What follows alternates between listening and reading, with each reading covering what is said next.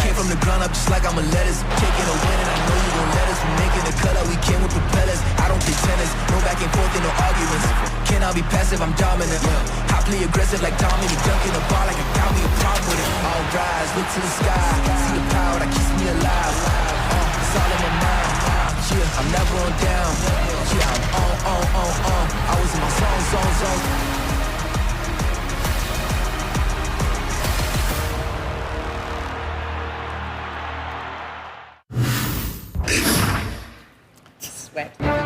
Detroit, Michigan, where it's the last night of hockey that doesn't count. The Leafs are 4 nights away from their season opener against Montreal tonight. Final tune-up, final chance for a couple of bubble players to make an impression, including Nick Robertson. More on him in a moment. He will be on the top line tonight. Looks like Easton Cowan will start the season with the big club. He's in the lineup tonight as well. And they will face most of the Detroit regulars, including captain Dylan Larkin tonight, as we say, hey gang, welcome to a Saturday night edition of Leafs preseason hockey. James Duffy alongside Cheryl Pounder and Darren Dreger. I know most of you are emotionally exhausted from watching the Jays. And by the way, thank you for turning off a baseball playoff game in the 8th inning to watch preseason hockey. It's 9-1. It's over. It's time. It's hockey time.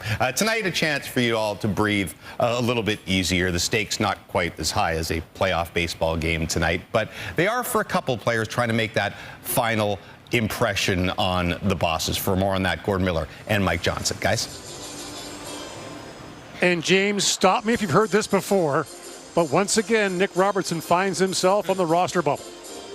And he knows it. He's talked about it. In fact, he almost appears to be comfortable with the idea that he once again is maybe in the lineup, maybe not, maybe has a line to play on, maybe not, and we know what he can do.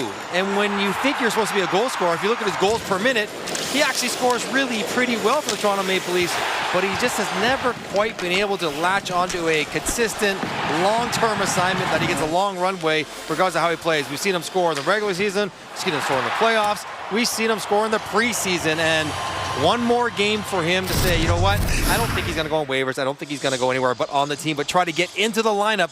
Maybe a really good performance with Scotty Lawton's injury can get him there. And James, a preseason, a time to get your time and coordination down, and MJ and I have our coordination right down pat. Didn't get the matching suit memo night with the purple and the blue stripes. I'm sorry, Dregs and I and Cheryl did not comply with that. The Leafs lineup tonight about as far away from the opening lineup Wednesday as you could possibly get. Only 3 or 4 guys who you will see in that opener against Montreal. Now, David Kampf cleared waivers yesterday, so that gives them flexibility. They can send him down. So besides Robertson, who the guys talked about, who else is trying to solidify a spot? Well, certainly when you look at that roster, there's 2 other guys in that forward group that I'd be looking at, and that would be Easton Cowan and Calle Yarncroke, because there's no question about it. There's internal competition, but it is in the bottom 6. And for Calle Yarncroke, you know, every opportunity is about seizing the opportunity. Obviously, health reasons, last year only played 19 games, and maybe with Lawton out, this changes the landscape of the lineup. But for Calle Yarncroke, he has got to take advantage. He can be a plug-and-play, versatile style of player, but the time is now for him if he wants to start in that opening lineup. And of course, you know, it's real difficult, or maybe it's somewhere else that he winds up going. Well, you mentioned the Lawton injury, out likely a few weeks with that foot injury. How does that affect who starts? Well, it definitely does. And as the guys just talked about, maybe that creates opportunity, more opportunity for Nick Robertson or, again, Calle Yarncroke or David Kampf as he comes back in the lineup. We'll have to wait and see. But it does have an influence and an impact on Easton Cowan, because Craig Berube would have preferred to start the year, and Easton Cowan's branch into the National Hockey League regular season with Scott Lawton and Steven Lorenz. Just teach him a little bit more about the grinding side of the game. Encourage him to go into the tougher areas and be less confused out there, because there's still an element of junior hockey that eventually is played out in time, whether that's at the NHL level or with the Marlies. We'll find out soon. Simon Benoit on the top pairing tonight. Craig Berube has said that he's going to play on his offside this season as a defenseman. How does that impact his game? Well, it's difficult, right? It's a transition you have to make, especially if you play on your onside. His natural side would be his left. I'm kind of surprised he's playing the left tonight, to be honest with you, because in preseason you want to assimilate him, get him on that right side, because it is different. Listen, there's 2 things for me. When you're in the offensive zone, it's easier to walk the line when you are on your offside, when it is a direct pass. But in your own zone, which has to be Benoit's bread and butter. Now all of a sudden he's pushed to vulnerable spots, and guess what? You're managing the puck on your backhand. So now all of a sudden those exit becomes a little bit more difficult, and even the way your eyes face a puck, it's a little bit different. So, you know, you have to really get the reps in that spot to be able to get comfortable on that offside. Dennis Hildeby has had a busy preseason with Joe Wool's absence, and there's no timeline still for Joe Wool's return to this team. So Hildeby is going to start the season as the backup, which is not what the Leafs wanted, but an opportunity for Hildeby. You're right. And the Maple Leafs, of course, remain hopeful and optimistic that Joe Wool will be able to return, but the likelihood is it will take a little bit more time. So they like the way that Dennis Hildeby has looked to this point in training camp and the preseason, another big opportunity for him. But you've got Anthony Stolarz, who is now the bona fide #1 for the Toronto Maple Leafs, so he'll get more time.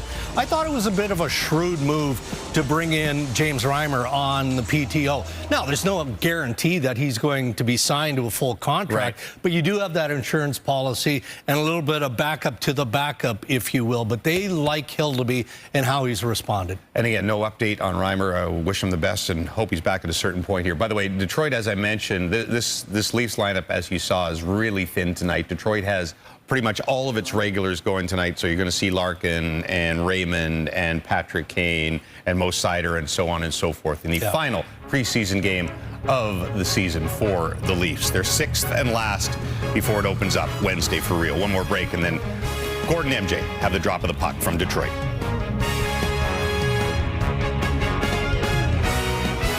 Waterfront here in Detroit. Windsor on the left. The Red Wings used to play right there in the middle of your screen of Joe Louis Arena, but now we're at Little Caesars Arena for the last preseason game of the year for both the Toronto Maple Leafs and the Detroit Red Wings, who will meet here a week from tonight after both teams open their season against the Montreal Canadiens. The Leafs on Wednesday, Detroit on Thursday. Easton Cowan, Mike, plays in his 5th of Toronto's 6 preseason games this year.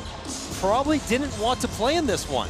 Had made the team, and the injury to Lawton and the shuffling of the deck with Camp on waivers forces him in the lineup last minute. So one more chance to show the coaches that he is ready for the challenge of playing in the NHL against a pretty NHL lineup for the Red Wings. This is very close to what Detroit will ice in that opener on Thursday night. The Red Wings have missed the playoffs each of the last 9 seasons after making the playoffs for 25 straight prior to that. Lucas Raymond has it stripped away. Brought in by Haynes, moving in. He rolled that wide of the goal. And we'll see if the strange pattern continues for Toronto. Their A lineup is 0-2-1 at home in the preseason. Their B lineups are 2-0. I'm expecting Toronto to play really well. Lots of energy. If it holds true, they should win. Here's Dylan Larkin, feeds that back. And Emmett Finney, one of the big training camp stories for Detroit, has to go off a stick, up and out of play. And so for Detroit, it's another year where they are counting on things turning around. They now have the 2nd longest running playoff drought in the NHL, of course, behind the Buffalo Sabres. And Steve Yzerman's been at the helm for quite some time now. The sense is they were close last year. They've been close a couple of years in a row. Yeah, they finished out by 6 last year. The year before that, they tied for the last spot, lost the tiebreaker to Washington. The goaltending of John Gibson is what they hope it will be. I think that should be the difference. 22nd in goals for last year, 21st in goals against. Guess where they finished in the overall standings? 21st. You look at all their stats, they were in that range. 21, 22, 23, and just about everything except for the power play last year. Yeah, they tied the league lead with 64 power play goals. Here's Patrick Kane closing in on Mike Modano for the all-time point lead for U.S.-born players. He's 31 behind to start the regular season. That pass from Jacob Quillen got disrupted by Marco Kasper. Henry Thrun back to pick it up for Toronto. Acquired from San Jose in the Ryan Reeves trade. This is Detroit's 8th preseason game. No more of that next year. Down to 4, mercifully. Down to 4. By the way, there was a question we asked about split squad games. They will each count for a game next year if they're played. There's a rebound in front. That's knocked away from Toronto's Matthew Barbolini. And now back at the point. Pinning a shot that got through, and the save is made by Gibson. Gibson acquired from Anaheim for Peter Mrazek, a second and a fourth round pick. Detroit takes on the last 2 years of his 8-year deal. And a bounce back year last year, a .912 save percentage. He was under 900 each of the 2 years previous to that. More insider slides that back down to the Toronto zone. Back around the boards. Chipped hit by Mason Appleton, who was signed by Detroit in the offseason. Rasmussen tried to send it up. Appleton moves it back to Ben Sherratt. Slides that back to Seider with a shot at the side of the goal. Philippe's had a strong camp for Toronto. .944 save percentage in 2 appearances. Here's Sherratt with it.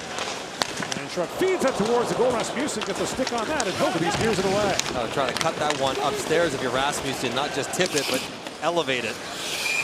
And that puck deflects into the Toronto bench.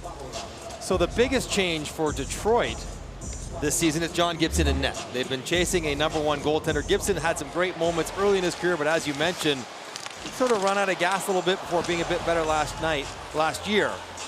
But the thought being that getting away from Anaheim would rejuvenate him emotionally, where he was just beat down by Anaheim despite his success in the career rankings. So the losing got to him. Maybe being on a more competitive team this year gets him back to that high level that he had earlier in his career. Detroit's been in the bottom third of goals against for 9 consecutive years. That's the 9 straight years out of the playoffs. Not always their goalie's fault, but they certainly have used a lot of them to try to find an answer. And here is Finney with it. Emmett Finney, a 7th round pick in 2023. Looks like his name is going to be in ink on the opening night roster for the Red Wings. He's had a very strong camp after a great year last year for the Kamloops Blazers of the Western Hockey League. You're playing with Larkin and Raymond in the final preseason game. You are giving yourself a look. Jacob Bernard Docker to Dylan Larkin, who snaps out ahead. Dylan Larkin is the only active Detroit Red Wing who has A, played a playoff game for them, and B, has played at the Joe Louis Arena. Lettieri plays that back to Matt Benning. Benning lobs that towards the goal. It got through. Gibson saved. Lettieri back on it. Needs that back in the long point shot.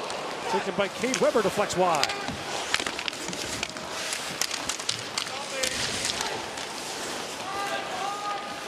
So Sandin Pellikka knocked that back, number 44 for Detroit. Sandin Pellikka, highly touted prospect for the Red Wings, was drafted 17th overall in 2023. Had a great year last year in the Swedish League. Has played in 3 World Juniors for the Swedes. He's close. The question is he better served in Grand Rapids or the American League? And that is a tough call. No, not a call. They're going to call it offside. Thank you. The puck hit a player's skate at the bench. That's not too many men when it hits a player going off. That would have been a very tight 1-foot rule. Greg Rube wants a little clarification of what's happening. Why blow the whistle then? Just let it roll on. I think that's a sentiment a lot of us will have for the rest of this game. Why blow the whistle? Just keep it moving. Coaches, players, they want to just finish this game and get on to the real thing. It will be very different next season with just 4 preseason games. Yeah. A much shorter runway for players to prove themselves. Coach will be happy. They want to get down to their team and get down to their coaching their group and not managing schedules. You must have had 8-10 of these players tonight would have been called up out of the Marlies camp to get back for this game. The Leafs lineup is legal. You have to have a certain number of players and goaltenders who meet the qualification of games played. And the Leafs just qualify. One of the new faces for Toronto is a familiar one here in Detroit. Derek Lalonde was the head coach here for 4 seasons. Bright hockey mind. And we want to talk X's and O's with him. He's going to come in, and his primary responsibility with Toronto is the penalty kill, which, based on last year's numbers in Detroit, not very good. Right. Last of the penalty kill for the Red Wings for the 2nd time in 4 years. So Mark Savard still runs the power play. Lalonde was replaced with Todd McClellan, and McClellan, you see the uptick in everything except really the penalty kill. Right. Was equally poor under Todd McClellan, but the results much better. Goals up, goals against down. Leafs have been bottom half in penalty killing the last couple of years. Had a real tough run last season for a 10-game stretch. As Thun goes back, being shouted by Michael Bransek Nygaard, a Norwegian who played in Sweden last year. He's another first-round pick. And the Red Wings are very high on it. Seems like they've dusted off the pipeline from Sweden here in Detroit again. It fed them well during the glory years.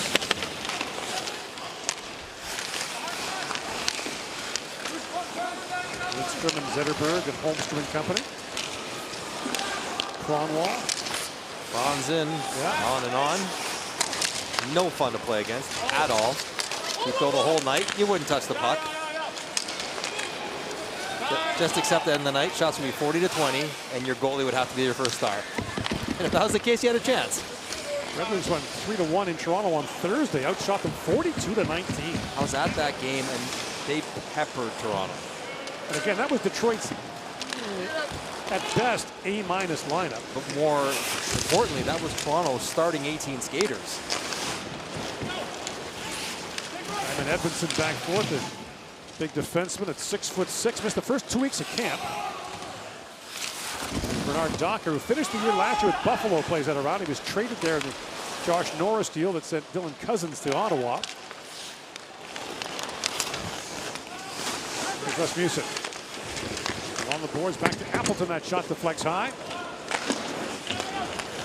The line by Bernard Docker for Soderblom. Down to Rasmussen. Spins off the boards, plays that back down to Soderblom. Tied up by Dakota Mermis. The incentive for the players on the road team is high. Show yourself against an NHL lineup. That shot by Edmondson was blocked and played back out. That was too many men. By Barbalini. There we go. See, that one was too many men. They got him. 13:06 to go here in a scoreless first in Detroit.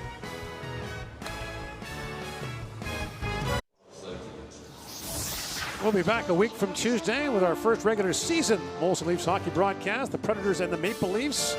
Nashville, the off-season champions in 2024, did not get it to translate into the regular season last year, but Steven Stamkos and company hoping for better things. And the Maple Leafs will go to the power play here as Detroit's call for too many. This one was Dylan Larkin jumping out on the ice, and you see Rasmussen stepping off, and Larkin touches it and gets in the way. So that was one too many, and he was way in the middle of the ice. Rasmussen was on the bench, so a power play where Cowan and Robertson should be featured. And here is Cowan. Drops that back to Mermis, shoots, and a glove save made by Gibson. And you talk about the incentive for road performance on a lineup like the Leafs have. That Nick Robertson and Easton Cowan don't probably get on the power play if it's a regular lineup. So they are both power play players. They're both guys who want to show that they can do that, and they'll get the opportunity to do so to start the first unit tonight.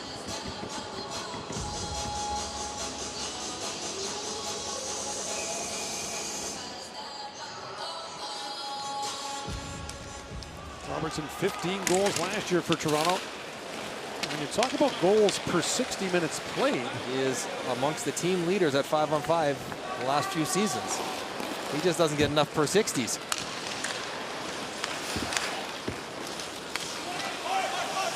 Gibson out to play it. Moved back by Cowan to Mermis. And across to Robertson. Nick Robertson. Spins that back to Mermis. To Cowan.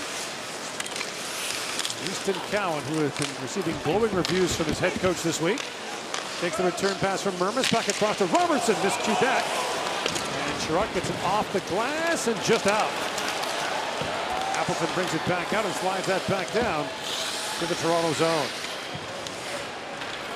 And there comes Robertson back the other way inside a minute to go on the Toronto power play. Robertson gets down to Haynes, but that goes off the stick of Bernard Docker into the glove of John Gibson. And Easton Cowan's an interesting case because he's an immensely talented player who produced offensively with the London Knights at historic rates. But to make the team this year, he had to show he could play without the puck. That he could play in more of a checking role. You see him on the power play. This is much more normal for him. But that's the known commodity. They know he can make plays. The question is, can he play without the puck well enough to keep him in the lineup? And he's shown so far that he can. Significantly stronger than he was a year ago as well. Maturity, puberty will do that to you when you're a teenager. Lob back down the ice by Larkin. Larkin in his 11th season with Detroit. Very good player. Consistently very good. Sometimes the question around Detroit is he an elite number one? Alex Nylander winds in for Toronto. Nylander feeds that back. In front of the shot that was blocked, left the area, had his stick knocked out of his hands. He was calling for a penalty. Final seconds now, the Toronto power play sent down the ice by Albert Johansson. 2 shots in that power play for Toronto remains scoreless here in the opening period. No shots against for the Maple Leafs yet, as they've had the puck for the first half of the first period. Teams will play each other 4 times this year. The season series will be over on January 21st. All 4 meetings in the first half of the year. Toronto took 3 of the 4 last year and is 22-5-3 in the last 30 meetings with the Red Wings. Well, the years where the Red Wings struggle and are not good defensively, the Leafs were not a good team to play against. Well, there was a 10 spot the one night. Oh, Michael Pezzetta having a quick little chat with Rasmussen. Did not find a taker at center ice. Another guy trying to make a mark in his own way, Michael Pezzetta.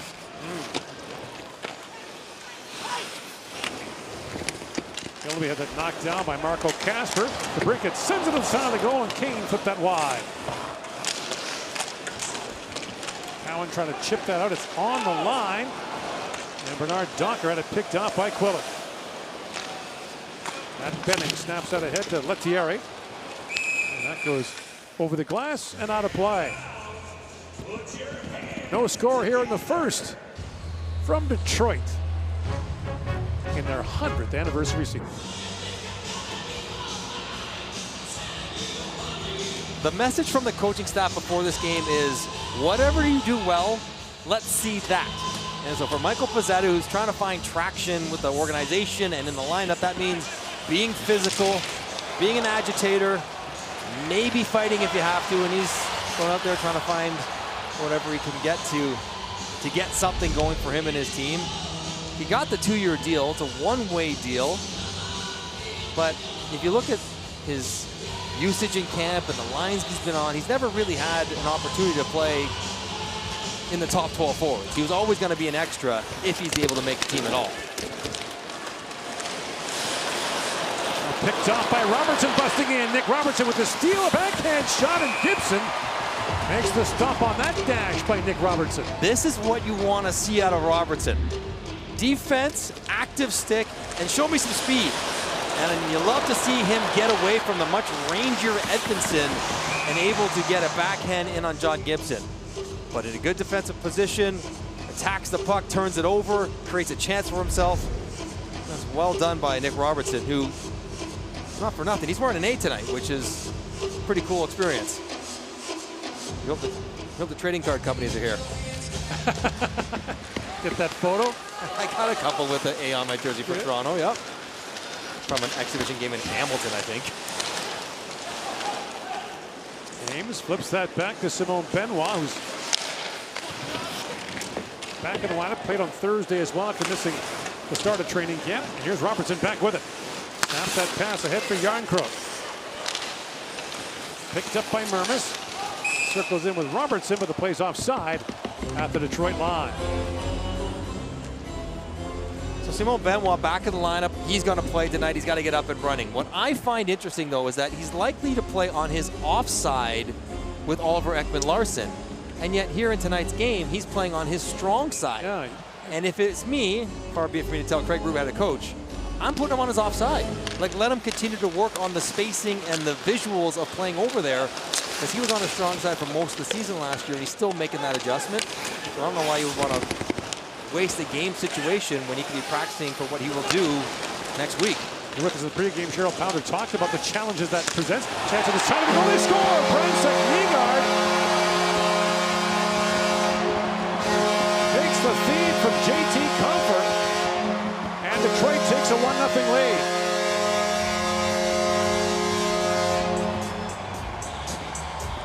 Michael Nygaard has his 3rd preseason goal in 7 games. Nice play here as a long drive. And Henry Front has got to trust Lettieri.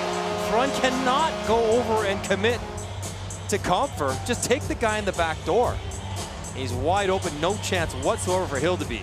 Let Lettieri check Comfer into the corner, and if he takes a weak backhand, fine, but don't give up the backdoor empty netter, Brandsek Nygaard.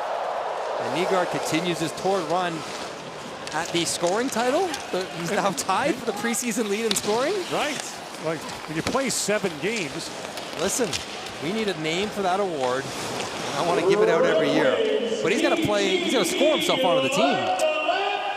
Interesting, you know, he went from Sweden's Allsvenskan, their second league, to the top league last year. Only scored 5 goals in 42 games. He can really shoot it. We've seen him at the World Junior and the World Championship for Norway. He can really shoot a puck. He can absolutely hammer a puck. And you get him in this situation. He might play on this line with Comp and Comfer and him. 2 veteran guys, sturdy players who are also decent offensively. It's in a really good spot for him to start his NHL career. Hey, remember 2 years ago we were in Sweden, the Leafs were there, Detroit was there, Ottawa, Minnesota as well, and on an off day, Steve Yzerman and his scouts drove up to Mora from Stockholm. Remember that. So it's about a 4-hour drive. It was, you know, winter, but they went to watch Brandsek Nygaard play. He has the ability to shoot the puck already at an NHL elite level. Just 19 years of age. Rasmussen shoots, that goes just wide. And because he's from Europe, he can play in the minors, no problem. So he can go up and down as needed for Detroit. He'll be 20 tomorrow. By the way, happy belated birthday to you. Thank you very much. Yesterday. And Coach Todd McClellan, same birthday. There you go. Sandin Pellikka's shot that was blocked by Cedric Pare. And Sandin Pellikka back with it. The soda blow. Appleton rings it around for Johansson. Feeds that back to Casper. Shoots, and the glove save made by Hildeby. And it's funny how you hear stories like that, Gord, where, you know, one-off road trip, you see somebody you like, and there's Steve Yzerman, who goes and finds Michael Brandsek Nygaard, who is the highest drafted Norwegian player ever. Yeah. And it's one of those ones where you sneak up to Mora and you hope nobody else sees you. You don't want it to get out. Like, why was Detroit there? Why did they have 5 executives and scouts watching them in an Allsvenskan game? In a second division Swedish game? Because they had their eye on Nygaard, or Brandsek Nygaard. Detroit, by the way, has cornered the market on players with hyphenated names. Sandin Pellikka, Brandsek Nygaard, and Bernard Docker all in the lineup tonight.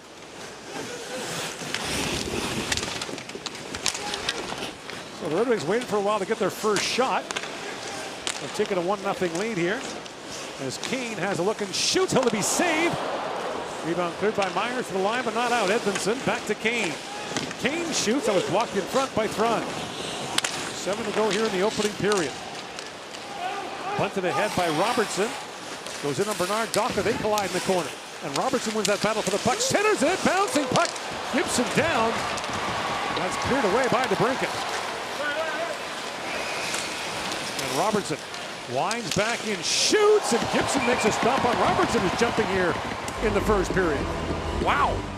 That's well done by Nick Robertson, showing some speed, a little jam in the corner, and you know the coaching staff, if they saw more of this, one-on-one physical confrontation wins to get puck possession, that would go a long way and help in his case to get in the lineup. Creates an opportunity, takes a quick transition and goes 1-on-3, backs up and gets a pretty good wrister in on John Gibson. Nick Robertson has been noticeable to start the game. Here is Finney with it. Finney was a 7th round pick. He's in. Detroit bouncing puck for Cowan, knocked away by Seider. There's Quillen, centers it.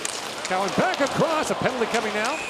It's going to Detroit, so the Leafs are going back on the power play as the hooking call will go against the Red Wings. This is how you beat bigger guys. Tom McClellan doesn't like it because Mo Seider was a little bit lazy out of the corner.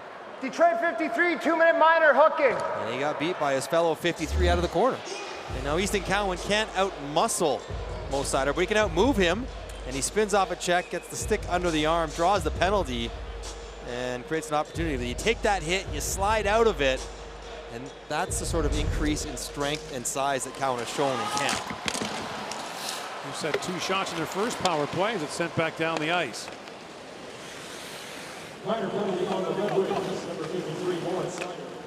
And away comes Robertson again. Robertson slides it back across. Ames feeds that to Cowan, and the pass draws Mermis back out. Cowan back to Robertson. Ames feeds that back. Cowan spins back along the boards and out to the top and bobbled back. Ames back in across the line, got straightened up there by Sherratt. Cowan feeds that back down to Yarncroke. Also wearing an alternate's A tonight. Sherratt in for Johansson.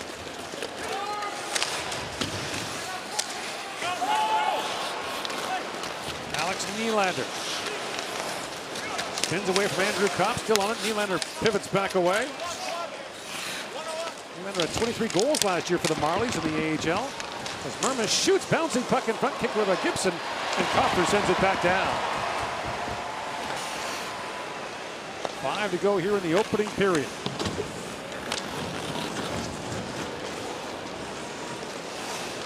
Thrun back to Alex Nylander. Look up, that's off a stick up and out of play. Another power play without too much being generated. Easton Cowan had the puck an awful lot. You could see, if you ever watched the London Knights power play, it was very freelancey, where he would just sort of do whatever he wanted to do and skate wherever he wanted, and the talent would find a way to create pucks to the net. Didn't quite and doesn't quite work at this level. And was a bit better checking you. Turned a couple pucks over that last sequence. Nylander feeds that down. But the fact that the coaching staff will be paying attention to that is a good sign, right? They're invested in you getting better and being an everyday player. And the fact that he's feeling more confident in this game to sort of play with a puck in a more creative manner, also not a bad sign.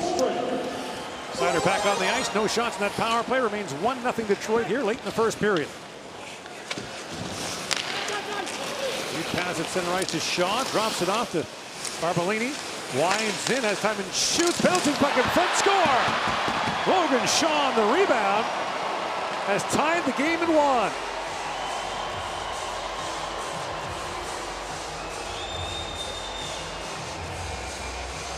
And Logan Shaw, who has spent 8 years in the NHL but hasn't played in the league in the last 3 years, makes his presence felt.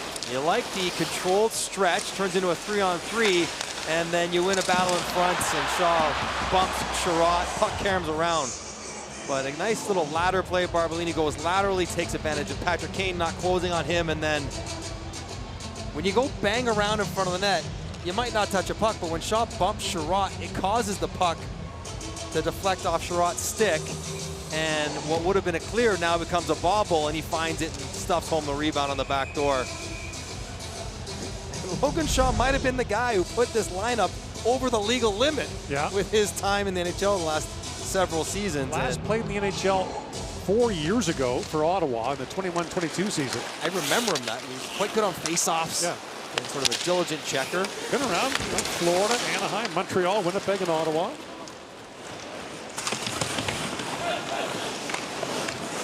Played back to Sandin Pellikka across. He goes to Larkin with a shot kicked out by Hildeby. We'll see James Reimer in the second half of this game this evening. As Johansson centers it, that's knocked away by Yarncroke. Raymond feeds it back to Larkin. A shot that goes off a skate and bounces wide. Johansson back around to Emmett Finney. Now behind the play, Benoit is tied up. He got a penalty for the hold. Tied up Lucas Raymond. So the Red Wings get their first power play with under 3.5 to go here in the first.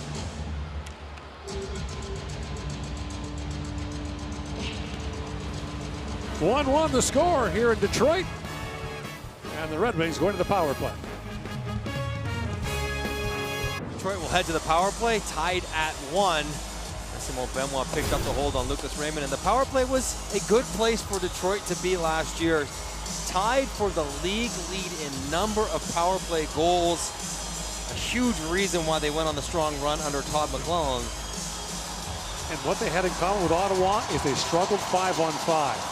If you lead the league in power play goals and are not near the league in actual goals, that tells you all you need to know your 5-on-5. Detroit was 28th in the league in 5-on-5 scoring. Got two here. His goal works in short-handed. He's got Shaw with him. The centering pass was broken up by Seider. And Raymond back on it for Seider. Kane. A little shimmy there out of the zone. And Keenan knows his way around the power play. For Raymond, back to Larkin. Larkin lines that down to the brinket. Led Detroit last year with 39 goals. Just missing a third 40-goal season. Raymond down to the brinket, walks out. He'll be down. Puck still loose. Look out. Look out. That hit the linesman. linesman. That hit linesman Kyle Flemington flush. He's seemingly okay. Larkin up for Kane. Banks it back to Seider. That pass broken up by Quillen. Now taken back by DeBrincat. Lucas Raymond. Out of the line by Myers. That's brought up by Yarncroke. He's got Robertson moving in. Robertson tees it up and shoots, scores! Nick Robertson, short-handed goal, and Toronto retakes the lead. How about Nick Robertson here in the first? Love to see it. Not pouting, not worrying about what's going to happen tomorrow, just going out and playing. Penalty killing, which he never sees. Good turnover there by Myers. He jumps off the bench. And an old school slapper, which you do not see very often in today's NHL. Quick one, and puts it right through John Gibson. He likes 5-hole on rushes. It's a pattern when you watch Nick Robertson play often enough. He loves to shoot 5-hole on rush opportunities like that. Boy, did he ever put that one through cleanly. What a period for Nick Robertson. Well, a short-handed goal gives Toronto the lead. And Sandin Pellikka chips that ahead. Casper takes the return pass from Comfort. Sandin Pellikka.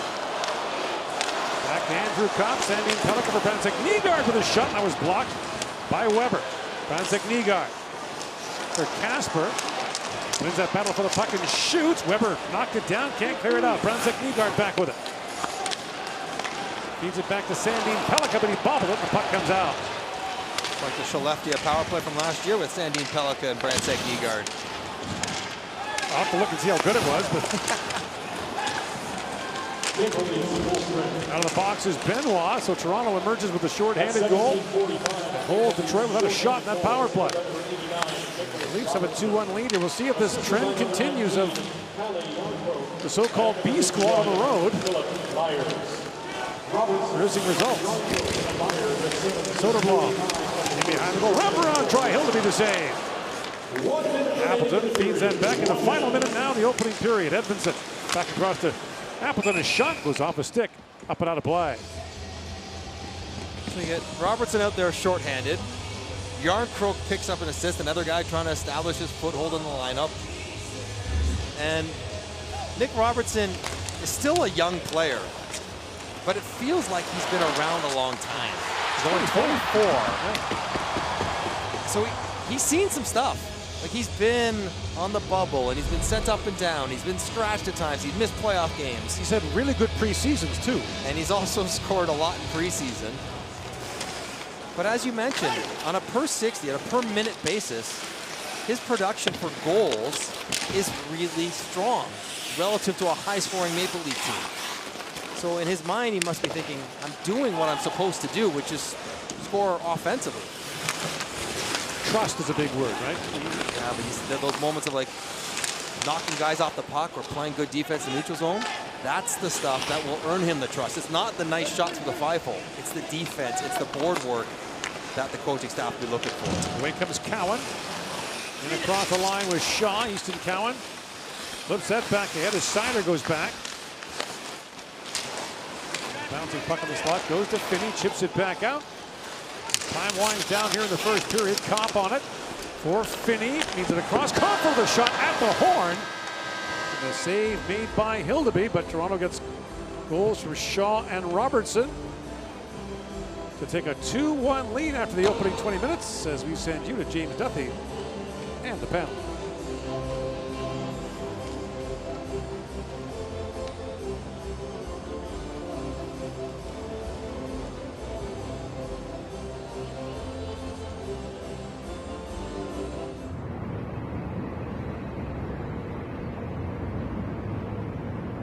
He's joining the panel with Cheryl Pounder and Darren Drager. We'll spend a little bit of time on this game, but more on the projected Wednesday night opening lineup for the Leafs. And is this a season Stolarz becomes a truly elite NHL goalie? The quiz is forthcoming. A 1-0 lead on Michael Brandsek-Nygaard's third of the preseason, but Logan Shaw came back to tie it up, and then Nick Robertson struck shorthanded with his second of the preseason to make it a 2-1 lead after 20 minutes. Let's join Mark Masters. Gord, the Leafs are flipping excited about the Blue Jays run. So the team's ace social media crew had the players show off some bat flips earlier this week. Nick Robertson, who scored tonight, said he's excited to go to the game tomorrow. He's never been to a Major League playoff game. It sounds like quite a few Leafs will be down at the Dome tomorrow. There's been some debate inside the dressing room about who would be the best baseball player on the Leafs. Matthew Nyes today bringing up the name Calle Jarnkrok because he drives the ball the furthest when the team gets on the golf course. But Anthony Stolarz says it's gotta be Austin Matthews, who once went deep during a batting practice cameo. Guys, Austin Matthews has some pretty decent hand-eye coordination. Nick Robertson not bad in that first period with the shorty, some puck battles won, and again, when you're trying to gain the trust and trying to make yourself an option. And worth remembering, if not Toronto, somewhere else. Somewhere else, right. There are pro scouts here tonight. 31 teams are watching this game that are not Toronto. And if he happens to be available for roster reasons, if he happens to be on waivers, he will not clear Nick Robertson at this point. Team start the second period, 5-on-5. Here's Ben Sherratt with it. Calle Jarnkrok knocked that down. Picked off by Haynes and played back in.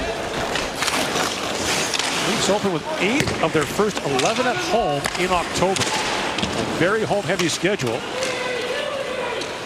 They don't travel anywhere that's more than a 2-hour flight away until the first week of December when they play in Florida.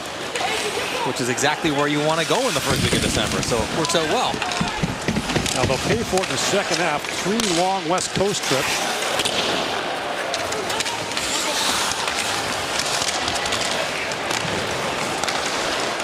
There is Bernard Docker back to Patrick Kane. Kane to Bernard Docker. Long shot goes off the leg of Casper. Casper, a breakout year last year, scored 19 times for Detroit. Solidified him as the number 2 center with the Red Wings. They played the second half of the season between Kane and DeBrincat, which is going to help your point totals for sure.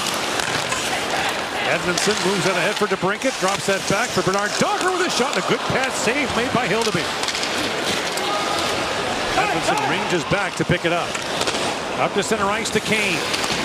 Looks for DeBrincat. DeBrincat shoots, Hildeby to stop, and he corrals the rebound. DeBrincat involved in a couple quick chances as Casper gets tangled up in front with Lettieri. Casper made his NHL debut against the Leafs in April of 2023. And you mentioned Hildeby with a good stats in training camp so far. DeBrincat, an offensive player, you can almost see him wondering, do I pass this to Bernard Docker or do I just shoot this myself? Judging my finishing skills with his finishing track record. Let's pass it off, and Hildeby makes a nice save. Johansson feeds it across, and Sandin Pellikka with a rocket that Hildeby fights off. Hildeby's got to think if it goes over his head, it's over the net. Right. Geometrically, it has to be. Unless he's lying down. Johansson, a shot that goes off his skate and wide. Johansson. Back around to Sandin Pellikka for Comfort. JT Comfort back to Albert Johansson walking in. Johansson shoots. That was blocked. And Quillen banks that back ahead for Lettieri. Out with Cowan. No skate blade for a throw, and he's crawling off or getting dragged off by Philippe Myers. Myers gives him a toe. Now Kopp back with it. Banks it back around. You can't shoot a puck or shoot a stick towards someone, but you can tow them off the ice, apparently. That skate blade still now in the net as Willoughby took care of that. Long point shot taken by Benning was blocked. And now moved back up by Soderblom. Wade Weber. There's it back across to Benning, and Sherratt moves it back in. Detroit celebrating its 100th anniversary season. Legendary franchise. In those 25 years in a row, they made the playoffs. They won the Stanley Cup 4 times, with the President's Trophy 6 times. They were the marquee franchise in the 90s and 2000s. They haven't won a playoff series since 2013. Well, you got a quarter century of excellence. You can deal with a little bit of a drought, but it had just about enough of it. This beautiful building was empty for a little bit a few years ago. It's back up and appropriately full now. A steal by Lucas Raymond, spins that back for Bernard Docker. Feeds it back down to Larkin. Edmondson to Larkin, drops it back. Bernard Docker, a shot that goes wide. And Larkin back with it to Raymond.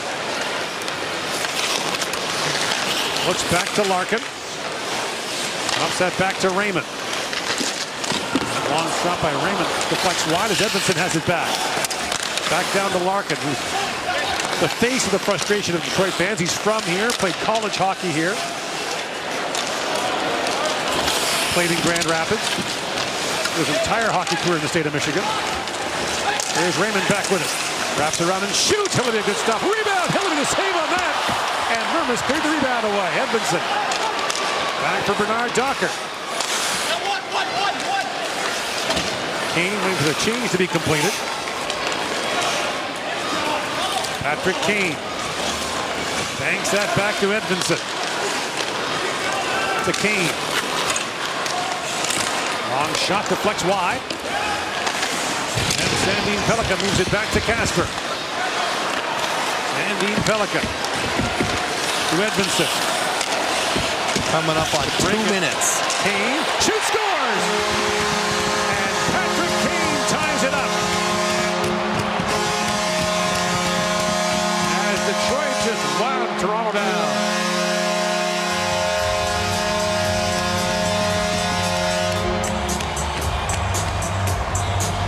He still can finish the puck, as it was a 2-minute long sequence. 2 full forward lines for Detroit rolled through the same 5 defenders for Toronto, and they just got caught straight-legging, tired, reaching, gaps, and Patrick Kane attacks downhill. Quick hands flick, and even though Hildeby's 6'6", over the shoulder bar down is enough to tie the game for Patrick Kane.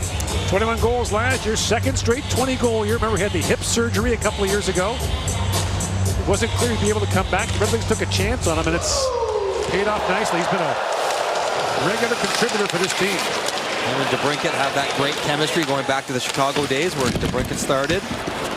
And Patrick Kane's got a couple important things he wants to do this year. One, become the all-time leading American player. He's, 38 behind Brett Hull. He'll get him there for sure if he stays healthy. And he's talked about wanting to play in the Olympics again. Now, he'll be hard-pressed to make the Olympic team. Americans are just that good. But it is something out there for him to think about. So you saw Brett Hull on that list, and there's a long-standing conversation with that. Hull was actually born in Canada. So among American-born players, that puck deflected in the midsection of Hildeby. American-born, he's chasing Modano. American-identified, he's chasing Hull. Right. He's going to get them both, so he gets to celebrate 2 times as we get another scrum developing after the whistle. What will be nice when he has the record, there won't be any sort of, yeah, but he was born in Canada. Right. Patrick Kane is American, has played for America, and See Nick Robertson get tripped up by Brandsegg Nygaard, almost accidentally draws Luke Hames' reaction. Haven't seen a ton of this stuff in the Leaf games. Sort of chippy, sort of physical fighting like way we've seen it in some other games. We got one eye on the Ottawa-Montreal game tonight, with thinking with Curtis McDermott in the lineup for Ottawa.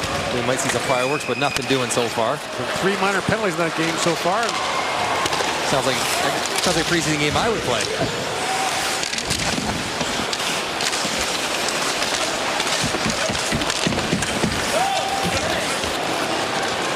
Sent back down the ice, and Gibson steers it back across. We expect to see James Reimer in the second half of this game for Toronto. It's going to be something. Going full circle with the Leafs. They're signing a PTO earlier in the week. Soderblom moves in, moved on the puck by Mermis. Bernard Docker feeds that to Appleton. Cowan. Up to Lettieri. Now Sider with it. But the contracts flying around the NHL, you think a guy like Sider signed for under $9 million. And he is, all these guys are now deals. Steals. There's a hit on Thrun as he was taken in by Rasmussen. That'll be a penalty on Detroit. And the Toronto Maple Leafs in a 2-2 game will go to the power play here in the second period in Detroit.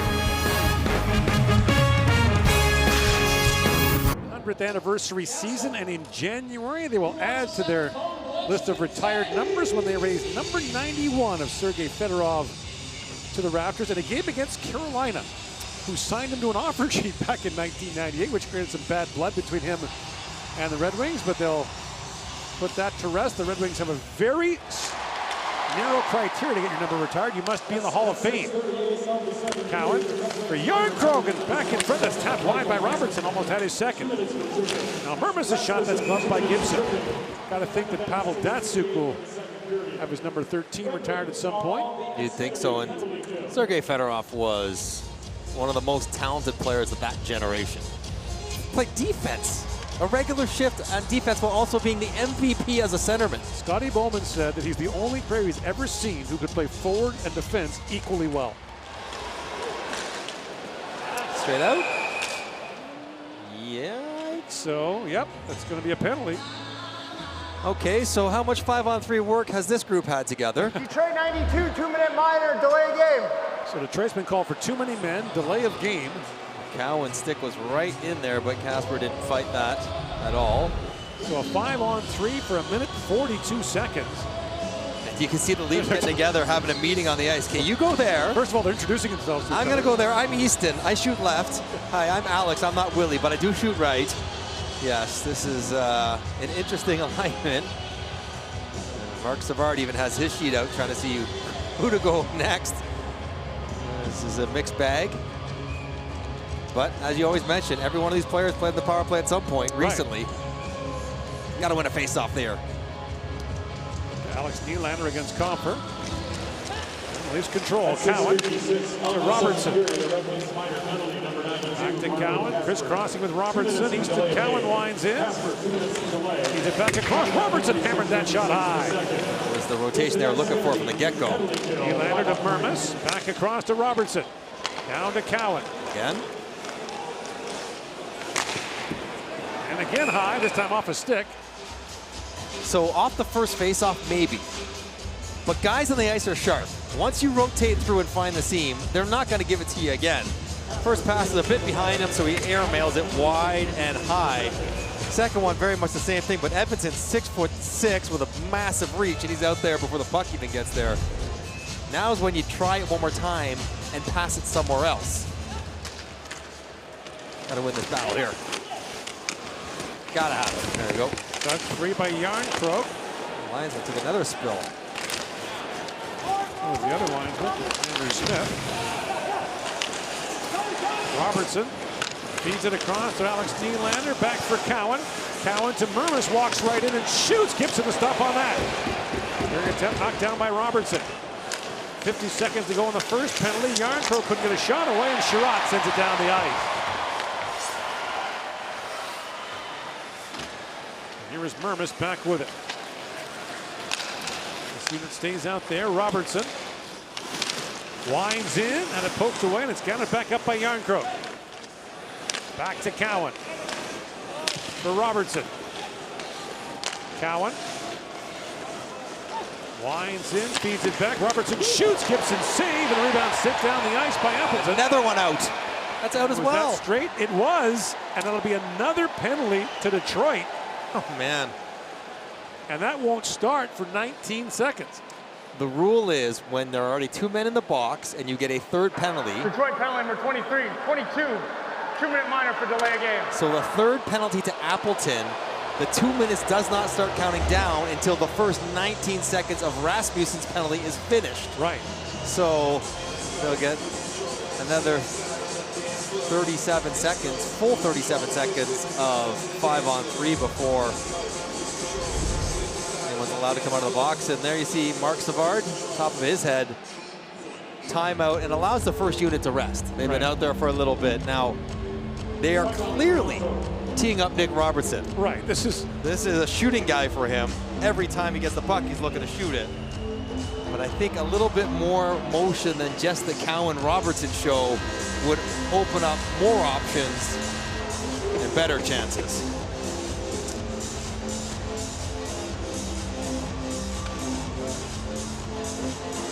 I was just sort of thinking about different stuff that happens in a situation like this. Yes, Cowan and Robertson are trying to score, but Yarncroke, if he can prove he can take faceoffs on the right side as a right shot forward, which Toronto only has one of in William Nylander, that'd go a long way to getting him in the lineup. And right now, William Nylander is the only right shot forward the Leafs have. He doesn't want to take defensive zone faceoffs. Yarncroke won it. Here's Cowan. Drops that back to Mermis to Cowan. Cowan shoots. It goes off the leg of Bernard Docker. Counted back up by Cowan. For Lettieri. Cowan with it. Right, so now the Appleton penalty starts. Still 5-on-3 for 15 seconds. Cowan shoots. Gibson fights that off, and the puck goes up and out. It's a good shot and a good save by John Gibson. But ideally, if it's a 5-on-3, the shot you have is not one without any traffic or threat around the front of the net. That's a shot. You got to beat a goaltender standing still from 30 feet. It's hard to do. Gibson blockers it aside. A bit more traffic in front of the net would be better for the Leafs, even in a 5-on-3. Cowan can take the draw on this side of the ice, the left-hand shot.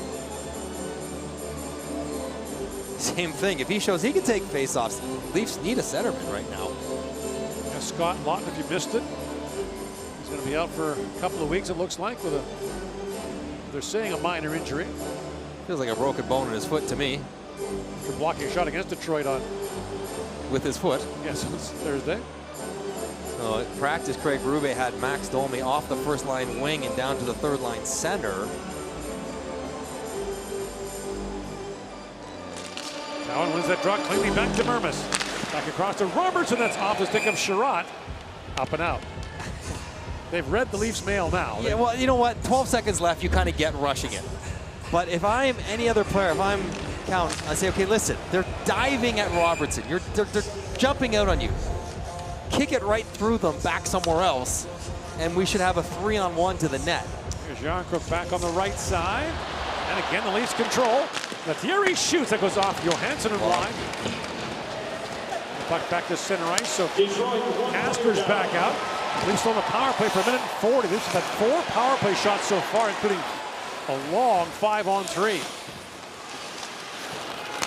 Lettieri drops it back to Cowan. And Cowan rings that back around. Robertson after it.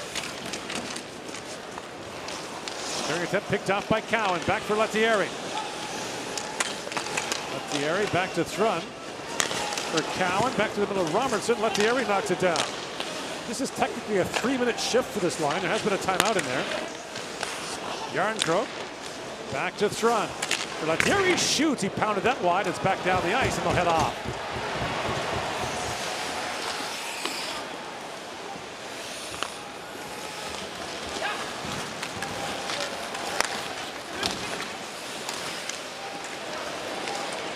run.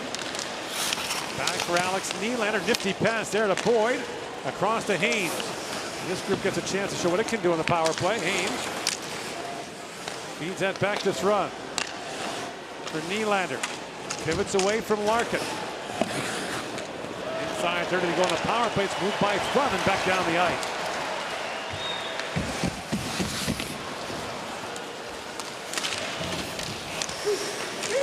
Hits ahead by Alex Nylander. Sandin Pellikka with it. Marco Kasper.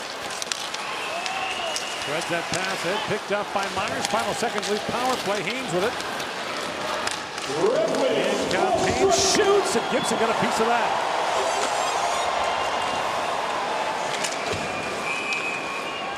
Kasper knocks it down, but a hand pass called against Toronto in the offensive zone. And we'll see James Reimer in the Toronto net when we come back to Detroit. Game to the San Jose Sharks. This was the Leaf lineup that night, February 23rd against Nashville. Oh, wow. Frankie Corrado. Let's go, Frankie. On defense. I think they got that wrong. He was the first pair guy that night, not third. Reimer has played for 7 teams since, including Detroit a couple of years ago. Last year, he bounced between Buffalo and Anaheim. Placed on waivers by Buffalo. Anaheim claimed him. Signed to a PTO this week and a quick save on Patrick Kane. Welcome to the game. So the 37-year-old Reimer back in the goal. That goes wide. If you're on the Leafs right now, you do want to dig in here for a few minutes. Don't hang him out the drive. Good chance again. Let him get into the game and warmed up. And hasn't been in training camp. Yeah, give him a chance. One of the genuinely nicest people you'll ever encounter.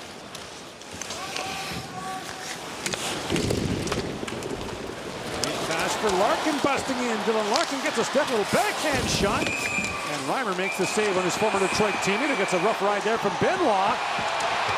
Raymond comes over for a word. What I like about Benoit, it does not matter who he's up against. That's Larkin. I'll finish my check on you. And I'll go a little extra with you as well. And a bunch of guys are probably going to have this escalate much further. Edvinson and Luke Hames out of college.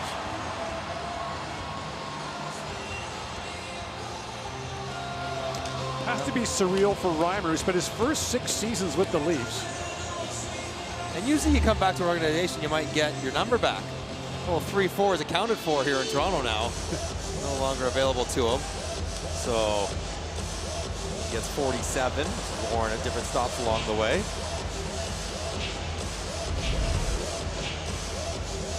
But it's not a bad move with the uncertainty over Joseph Woll. And you think about his career, and you be like, yeah, he's an okay goalie.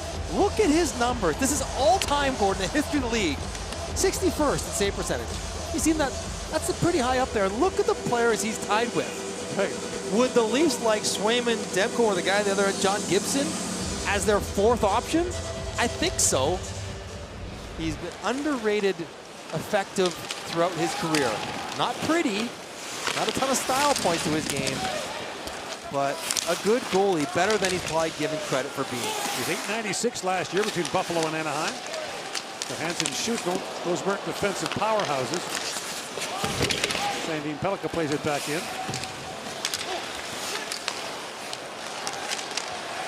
Centering pass, bounces down, and Reimer's got that.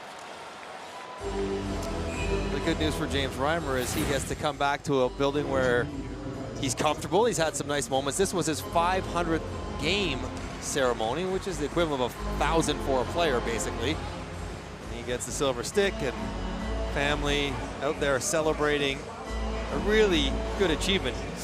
Again, he's got a lot of wins. His counting numbers are pretty good.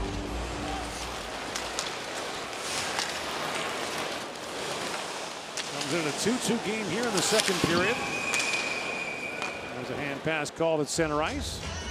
And you wonder where it goes from here. I mean, I'm sure the Leafs are monitoring the Joseph Woll situation on a daily basis, and there is uncertainty there. Hilda beats the backup. I wonder if you get Reimer on a league minimum that can go up and down if when Walsh comes back. Yeah. You have to sink him to the minors. You can absorb that contract, whatever it might be. Just wonder if Reimer maybe sticks around a little bit after camp breaks. Well, you can keep him on the PTO as long as you can practice with the Marlies, Right. as long as he wants. And seeing how Hildeby sorts through his first few weeks in the NHL. Well, knocked that away from Appleton. Like, it basically gives you lots of flexibility to go a lot of different directions depending how things develop over the next few weeks. Here's Edvinsson back with it. For Bernard Docker up to center ice, and it's chipped ahead by Soderblom. Rasmussen comes in after it. He's bumped there by Myers. Sider.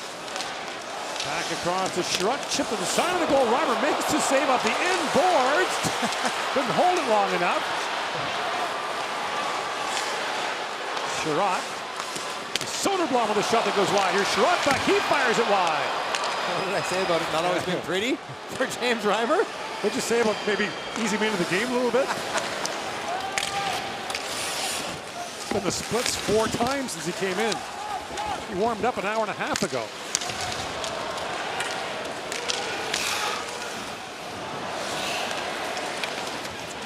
Casper moves it back across to Kane in the high slot. Sider's shot kicked out by Reimer. Alec Nylander back the other way with Barbolini. Flipped ahead. Barbolini just missed on it as Gibson went lunging for the puck. And the Brinket back the other way. Knocked away by Benoit. And Nylander looked ahead, but Sider knocked that down.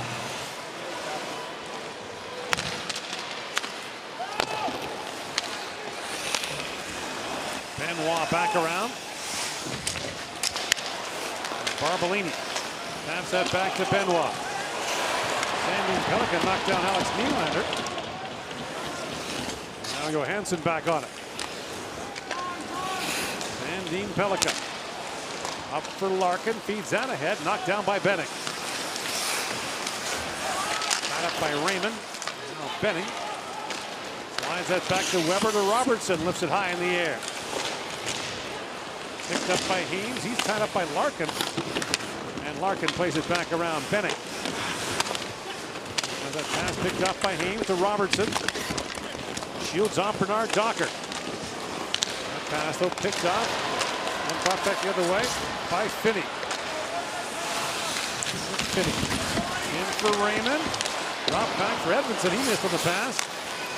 Back down to Raymond. Crisscrossing with Finney. Run back with it, has some time. Yarncroke taps that back to Heems. Inside 5 to go here in the second period in a 2-2 game. These teams will play here a week from tonight in the regular season. First of 4 meetings this year. They'll both open their regular season against Montreal. The Leafs on Wednesday night, Detroit on Thursday. Ransek Nygaard, who has a goal for Detroit. The cop up for Edvinsson. Edvinsson shoots. That's off the stick of Benoit. Up and out of play. The James Reimer second act is underway with the Leafs in a 2-2 game here in the second period. Detroit, Gordon Miller with Mike Johnson as James Reimer returns the Leafs first time in nearly a decade, and a lot has changed since he left, including the number of men who have played in the crease for Toronto since he left.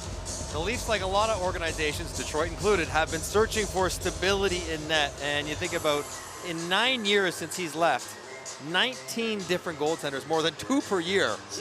Basically a full set every single season. Freddie Anderson played the most. 268 games for Anderson. There are some names on there that would, Jonas Enroth. Yeah. Calvin Pickard. There's Sparks. Here we go. Chance now, busting in is Michael Pezzetta. Pezzetta in, shoots, scores! Michael Pezzetta snaps it by Gibson. And Toronto's got the lead back.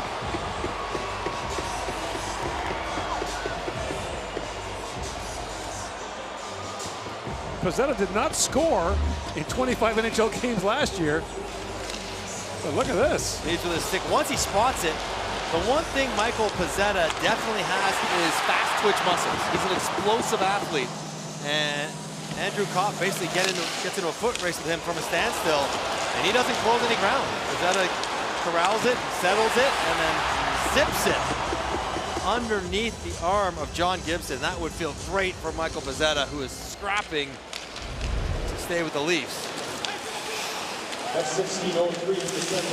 That might not have been your first pick. Got to score the go-ahead goal.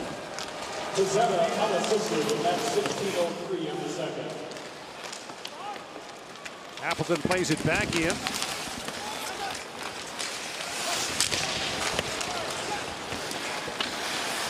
Barbolini tries to move that back out. We talked about it earlier. Toronto has won both of its road games in the preseason and lost all 3 of its home games. As Sherratt winds in. Back for Seider. All kinds of traffic in front of Reimer. That shot goes wide. So its secondary lineups have actually done okay. Barbolini in with Nylander. Shoots, scores! Nylander sells, pass, shoots, and gives Toronto a 4-2 lead. That was top shelf wrister. Goals 54 seconds apart. Nylander-esque. Just takes a seam pass, a bit of a quick 2-on-1. Seider's got to back up, and short side. Gibson thinks he's got the angle covered, but when you pick it like that, it doesn't even really look off. Barbolini just takes it himself, and why wouldn't you? So 2 guys who played in but did not score in the NHL last year have scored here to give Toronto a 4-2 lead. Goals inside a minute apart. Nylander played 5 games with the Leafs last year. We mentioned, though, had 23 goals in 64 games with the Marlies. Alex Nylander has proven to be an elite-level American League scorer in his time. He just hasn't found a consistent enough production at the NHL level. One of the reasons he came to Toronto was he wanted to be around Willie. If he's in the Marlies, he's still in the same city. They can hang out together and eat together and live together. And put that 88 on that jersey, it looks a lot like Willie. The right shot, the tape job on the stick, all of it. What a finish. Both were 8 overall picks. William in 2014 by Toronto, Alex in 2016 by Buffalo.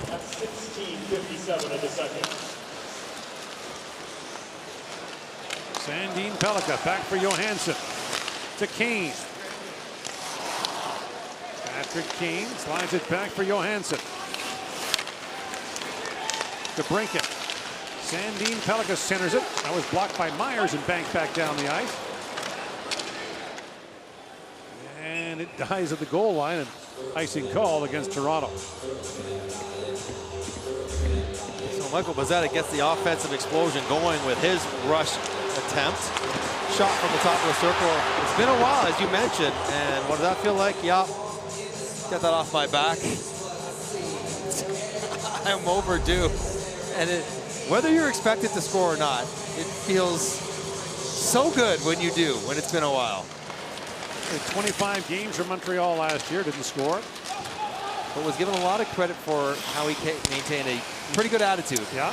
While not playing. In comes Raymond, walks in. Poke check by Robertson at the last minute. Sandin Pellikka. Back for Seider with his shot, and Reimer makes the stop, and there's no rebound.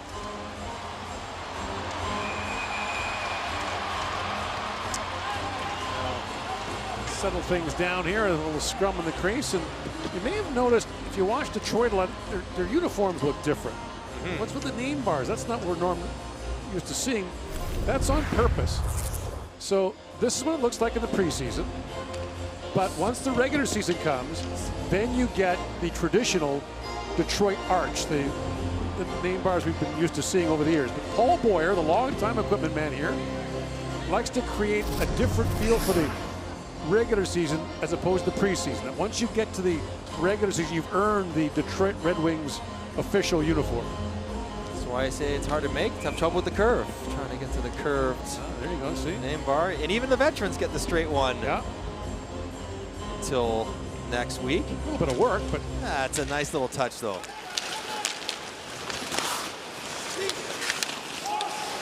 a long time. Been around forever here. Hockey Canada employee too, a very highly regarded equipment man around the league.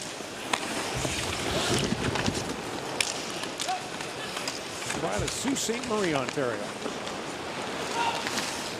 Larkin bangs that back down. Raymond looking after it. Taken down in the corner by Mermis. That pass got away in the long shot by Sherratt is gloved by Reimer. So once again, player B or team B Yeah. for the Toronto Maple Leafs have put up a really good fight. It's the strangest thing. I mean, they won in Ottawa, won in Montreal. One big in Montreal. Pounded, and that was the Canadiens' A lineup. And here they are going, it's a pretty... And beat Ottawa's pretty much NHL team. You take pride in it. You know what you are. The players in the dressing room know that they are the second group. You take pride in that challenge. Final minute now, the second period. Move back to Edmondson, shoots, that goes high. And Weber's stick was snapped in half. Here's Andrew Kopp with it. Kopp, back to Bransek Nygaard, who pounded that wide.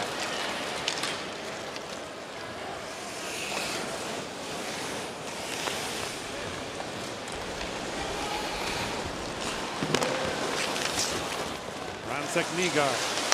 Stops at the high slot. Edmondson's shot was blocked. Bouncy puck knocked down the ice by Pare. As Edmondson goes back. And icing called once again. And the NFL is back tomorrow bright and early. The Vikings and the Browns from London at 9:30 a.m. Eastern, 6:30 a.m. Pacific. A busy morning tomorrow. I got the F1 race first. Oh, yeah. Then I got the Europe game. Then a flight home. Got a little salty in qualifying in the F1. Yeah, Max did not care. Your boy Max Verstappen was a little upset. Isn't he always perpetually irritated? They're getting a little scared that I might be getting ready to go on a run, though, to chase down the McLarens for the Drivers' Championship. So Singapore tomorrow. Be a hot one. What time is that one? I think it's 7 a.m. Eastern.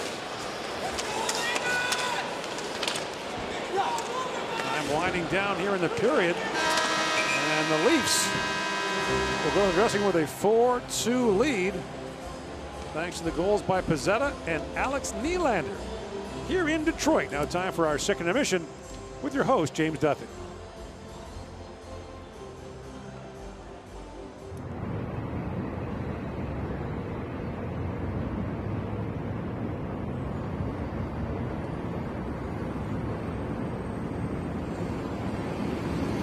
You guys said it, really impressive performance by a lot of soon-to-be Marlies tonight. We're going to focus on the big squad and the big questions facing Coach Craig Berube ahead in our second intermission. We'll also check in on David Perron, the Sens, taking on the Habs. A couple of teams hoping to push the Leafs in the standings this season.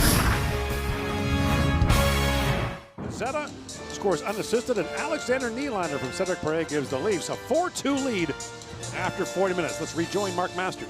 Gord, James Reimer playing for the Leafs for the first time since February 23rd, 2016. He said today he doesn't remember that last game with the Leafs, which was a 3-2 loss to the Nashville Predators, but he does remember how weird it felt to be traded just a few days later. Reimer said he never imagined he would get a second chance with his first NHL team, and he's having so much fun so far. The 37-year-old said hockey is the greatest game on earth, and Toronto is the greatest city to play it in. He has so many good memories of his time with the Leafs. He said there were probably some bad moments in there, but he doesn't remember any of them. And guys, he said he doesn't think anyone else does either.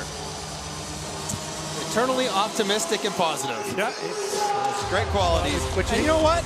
For all the grief that Toronto as a market has taken the last little while, it's nice to hear someone say, hey, it's a great place to play, and I love being there. What you need to be a goaltender, a good glove hand and a short memory. He's got the memory part dialed in. Yeah. He's got the same save percentage as Jeremy Swayman and Thatcher Demko for their careers. Pretty good. Teams start the third period 5-on-5. You've got to think that the Red Wings will want to push here in the third period. I mean, this is their This is the lineup pretty much that's going to open against Montreal on Thursday night here. This will be a challenge for this youthful Toronto lineup to play a good road third period. That pass picked off. Yarncroke with a chance in tight, turned away by Gibson. That would have been the one. Yarncroke alone in front.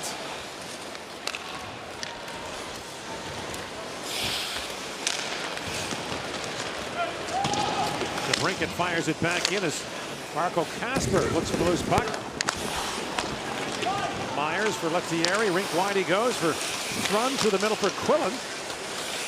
And Edmondson with a long range takes that away. Chipped by Myers as DeBrincat try to knock that back out. Cowan back in support of the pinching Myers, cleans up the play. Little defensive detail that the coaches would notice. Now Cowan jumps in across the line along with Quillen, winds in. Poke check there by DeBrincat. Goes rink wide to Kasper. And Marco Kasper whistles that back down. Another guy who played in Sweden. He's an Austrian who spent 3 years at Rögle, the Swedish Hockey League. Angle home. Lead pass for Comfort. Back across the Kopp. Back he goes for Bernard Docker. Johansson is shot. That's gloved by Reimer. And he'll hang on.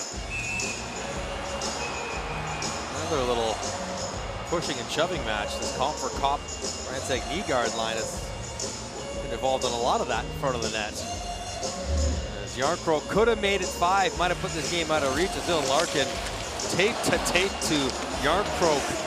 Scott Gibson has to come out to bail out the captain, who is frustrated with that decision.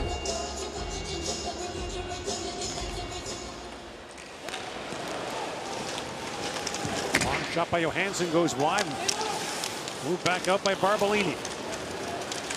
Chipped back ahead by Alex Nylander. He's got a step. He's got Shaw with him. In shoots, and Gibson makes the stop on Logan Shaw, who scored earlier. The pace up the ice by Toronto. Nylander fending off a check. Shaw beating this guy up. Point blank opportunities due to the speed. I'd love to see the last time an NHL team went 3-0 on the road in the preseason and winless at home. At least 0-2-1 at home. There's an overtime loss to Ottawa on that. As Boyd walks in, shoots, Gibson a stop on that, and he juggles the rebound. Because normally you don't play your A lineup in road preseason games. Team B right now says, let's have an inter squad against Team A and see how we do. Right. As Shaw is turned aside from Gibson. Really good feed here by Alex Nylander. Flat, out in space for Shaw to skate into. And Gibson has come up a couple times big to keep this game within touching distance for Detroit.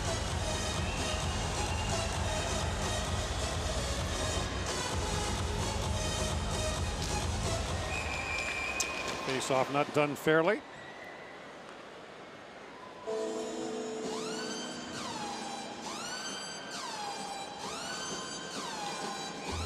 Dylan Larkin for the draw against Boyd. Another NHL veteran, 9 years in the league. Played 3 games last year for Minnesota. Had a couple good years down in Arizona, where he was close to sticking and becoming a regular. Now walking is Raymond. He was hooked off the puck. We're going to call the hooking call on Toronto, giving Detroit an early power play here in the third period as Pizzetta goes off. Plenty of numbers back for Toronto. Toronto 61, 2-minute minor hooking. But ideally, you don't want to let the puck carrier get to the middle of the ice and then push back. See Boyd reaching, Pizzetta reaching, Myers and Thrun not having a tight gap on the blue line. And Pizzetta, a goal scorer tonight, takes a penalty and puts Detroit on the power play. Place where we talked about they were so good last year. 4th by percentage, 1st by number of power play goals scored. 64 power play goals. Usually I think if you can get anything over 45, 50, you're doing well. More than sort of half a goal a game on the power play. Raymond's a shooter. DeBrincat's a shooter. Larkin and Kane. You know, the Bransek knee guard finds his way in their lineup. He can really shoot it as well. As Yarncroke moves in, Toronto has a short-handed goal in this game. That was Nick Robertson. DeBrincat to Kane. Back ahead to DeBrincat to Larkin. Larkin drops that back to Seider. Moritz Seider. Trying to feed that back across. Myers got a stick on that. It's saved by Raymond. Back to Larkin. Raymond to Kane. Kane trying to center and pinballs around in front. DeBrincat couldn't get a shot away. Kane back to Seider. Raymond centers for Larkin. A shot that's blocked by Benoit. Raymond back down to DeBrincat. Loose at the side of the goalie. Shoots short side. Put that wide. Seider back across to Raymond.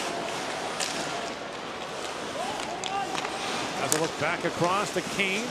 He's also scored in this game. Drops it back to Seider. Raymond sends it back in front. Tipped wide by Larkin. A lot of room on the goal line for Detroit. Seider. Pass is picked off by Myers. Toronto needs to change as Myers moves in alone. A long shot in on Gibson. 40 seconds to go in the Red Wings power play. Comfer for Kasper. Sandin Pellikka. From Kopp, Sandin Pellikka shoots. Reimer glove save. He dropped the rebound. And now Sandin Pellikka holds the line. Flips it back across to Kasper. Sandin Pellikka shoots. Blocked in front. That was Weber got in the way of that and sit back down the ice.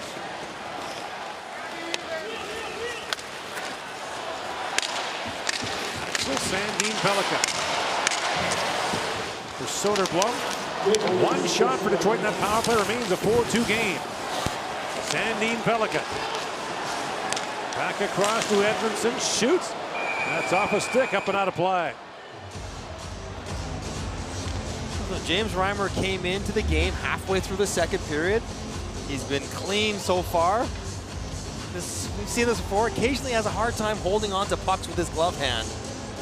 But he swats that one down, helped out by his defenseman, and he's looked pretty sharp for a guy who just got into camp a few days ago and thrust into a game shortly after.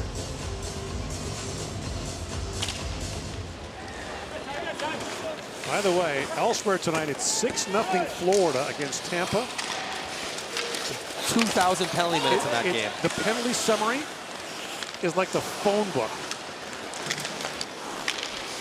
It's just incredible what's been happening between those two teams in the preseason. Eight or so players kicked out of that game with misconduct. There's going to be a response after Hagel got roughed up last time out. So right. It's been quiet in the Ottawa-Montreal game so far, as last we heard.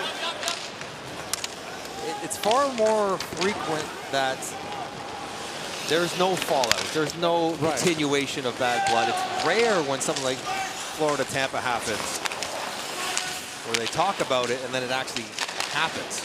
I was here in Detroit one night when it happened against Colorado. Oh, well, that was 3 years in the making every game, it seems like. Edmondson pops it back for Finney. Finney looks like he'll make this Detroit team out of training camp. He was a 7th-round pick we mentioned. He played for Kamloops the year they went to the Memorial Cup, so he hardly played as an underage. They had Logan Stankoven, Fraser Minton, a host of other players. So he was a 3rd or 4th line player, didn't get a lot of looks. But exploded last year.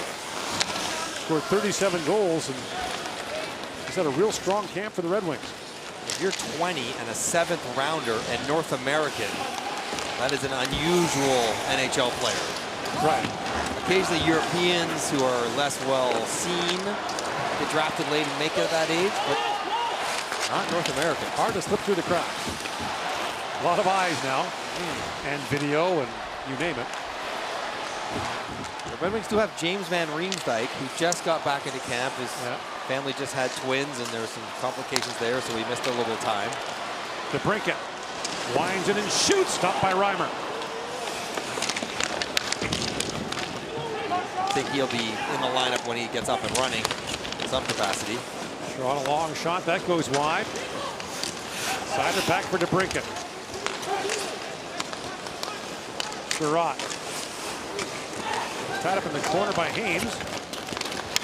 Brought back out by Thrun.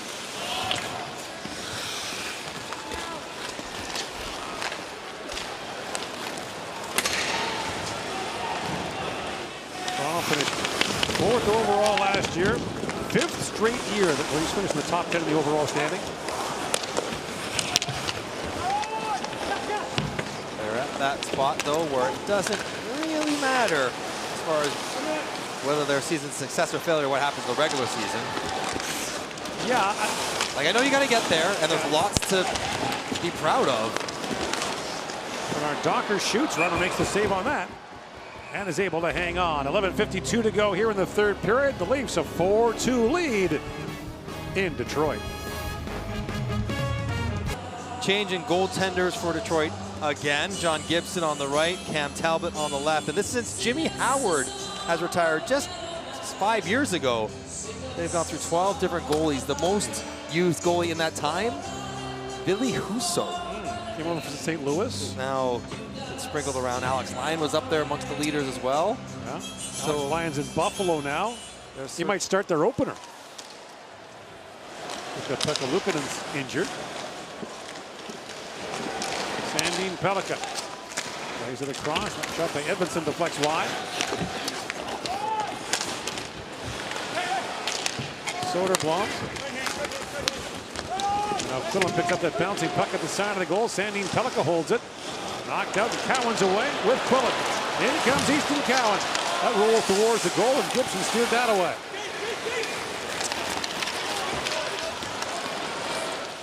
Appleton, rink wide pass, chipped away by Cowan. Played in 5 of Toronto's 6 preseason games as Easton Cowan.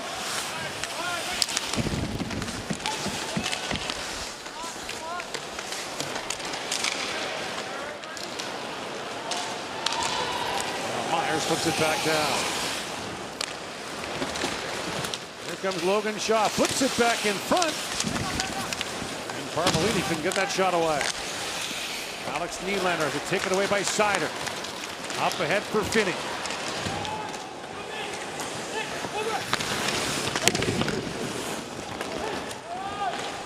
Alex Nylander puts that back to center ice.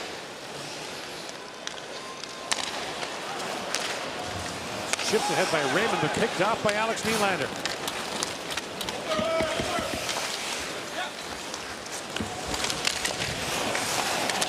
Haynes works his way in. Haynes drops it back. Alex Nylander rips that high. And Barberini centers it. That's knocked away by Finney, but stolen back by Haynes. Down to Nylander, tied up by Johansson. And Simone Benoit can't hold the line. A chance for Raymond, but that's taken away by Barberini. Brought back in by Larkin. Drops it off to Raymond. Tired group of Toronto forwards now. Fed down to Finney. Shoots! And Reimer makes the stop on that. 9:46 to go in the 3rd period. Toronto up by 2 in the preseason closer for both the Red Wings and the Leafs. We'll continue to build around that. And, you know, that's what I'm going to stick to doing. And if you have a better way, you're free to share it with me, okay? No, seriously. I don't think he meant that. It's been a grind. It has. He's hyper-competitive, used to success. Proud, and bears the responsibility of wanting this franchise to be what it was when he played here. And it's taken way longer than he wanted it to, and he probably thought it would. And the success he found in Tampa has not happened here. Now, Tampa built it around a couple of first overall picks as Reimer makes that save on Casper. One of the problems for Detroit has been they keep getting bumped back in the lottery to the point where the NHL actually changed the lottery rules. They had about a 5-year run where they were hurt every year, dropping down 2 or 3 spots. They picked 4th instead of 2nd. Which can matter, as we know that getting superstars is far more likely in the first 2 picks of a draft than even after that.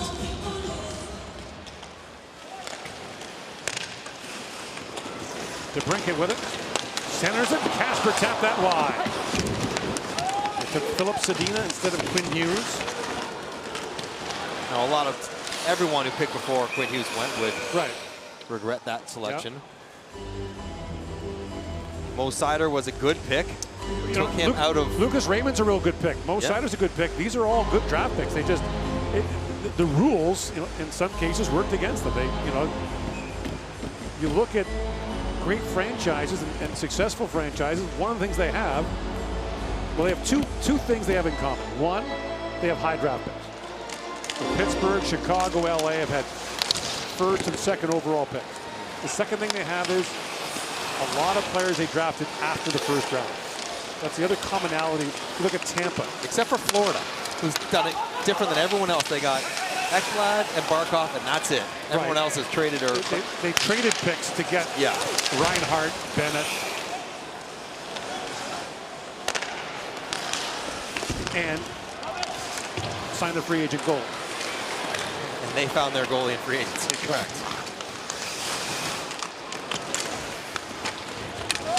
It is exceedingly difficult to build. Rasmussen's shot goes off the end of the glove of Reimer.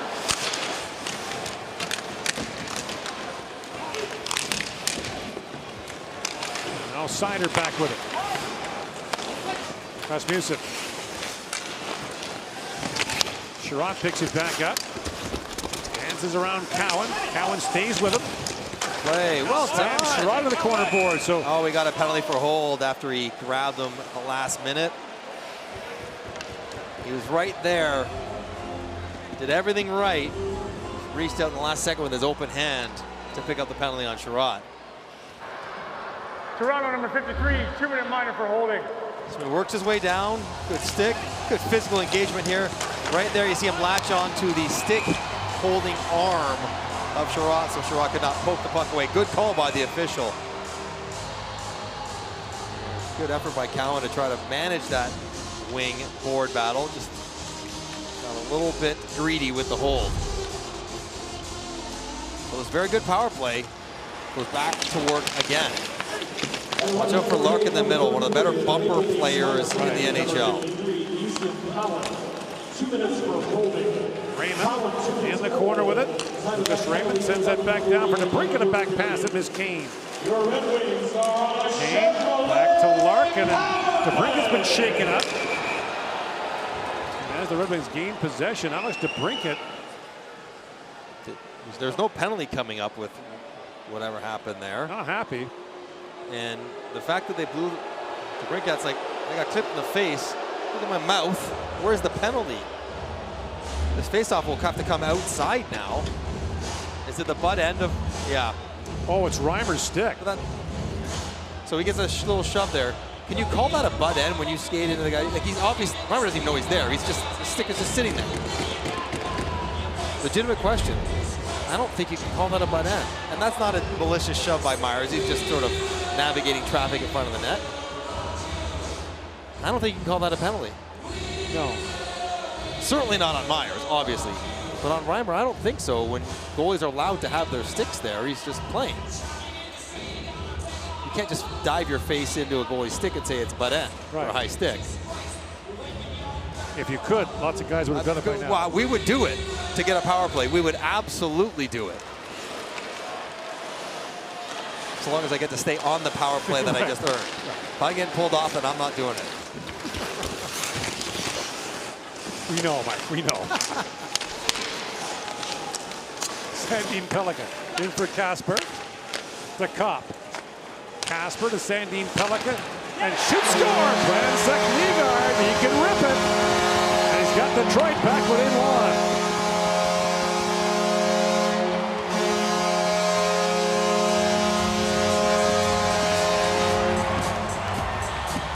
His second of the game. I think that puts him alone in first in preseason scoring. And we have highlighted the fact that he could shoot the puck as well as anybody who's not in the NHL. And he shows it right here. One-timer from Sandin Pellikka. Catches a piece of shin pad of Cade Weber, then bounces wide and past Reimer. But he's a willing shooter. Does not defer. Doesn't matter who he's playing with. Doesn't matter what the situation. He puts pucks on net. And good things happen when he does. I think he's tied for the preseason scoring lead now with 7 points. Now a chance for Paré and scores! Cedric Paré snaps it home. And another guy who hasn't scored in the NHL ever gives Toronto its 2-goal lead back. Cedric Paré has never played an NHL game. What a response. Bouncy puck. Michael Pezzetta kicks it around, and Soderblom and Edmondson get caught out wide. Good support from below from Paré, and John Gibson was brought in to not let goals like this in. Now it's just preseason. I'm not saying anything's a big deal, but this is the stuff he's got to stop. He's given up 5 on 23. The Robertson shorty was not an unstoppable shot. This was not an unstoppable shot. Even Nylander's good shot, not an unstoppable shot. Not been a great night for the goaltender from Detroit. So 15 seconds after Brandsack Nygaard brings Detroit back within 1, Cedric Paré, whose claim to fame prior to this was hitting Patrick Laine last year in the preseason and injuring his knee. There's Sherrod with a shot off the post. And so Paré played for the Marlies last year, 12 goals in 59 games. And Team B keeps finding a way. So Pezzetta didn't score in the NHL last year. Yep. Alex Nylander didn't score in the NHL last year. Yeah. And Cedric Paré's never played in the NHL. And so they get 3 goals from those 3 players, and a little good fortune off the crossbar as DeBrincat in front was bothering Reimer. Sherrod with a heavy wrister, but catches nothing but iron. It's been a good, resilient effort kind of game for the Toronto Maple Leafs.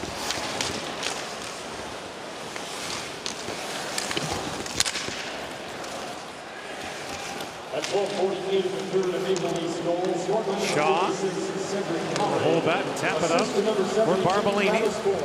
Flip back down to Detroit. So does Shaw, shoots that deflects wide.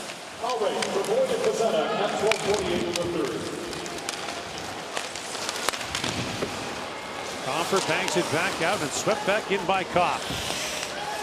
Inside 6 to go here in the 3rd period. These teams will meet a week from tonight here in Detroit.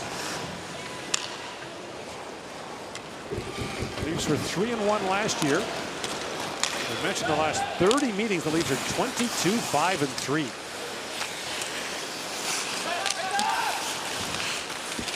Robertson centers it. Yarncroke with a chance, and Gibson squeezes that. So the Red Wings draw within 1 on the goal by Brandsack Nygaard, but back comes Cedric Paré to give the Leafs a 5-3 lead.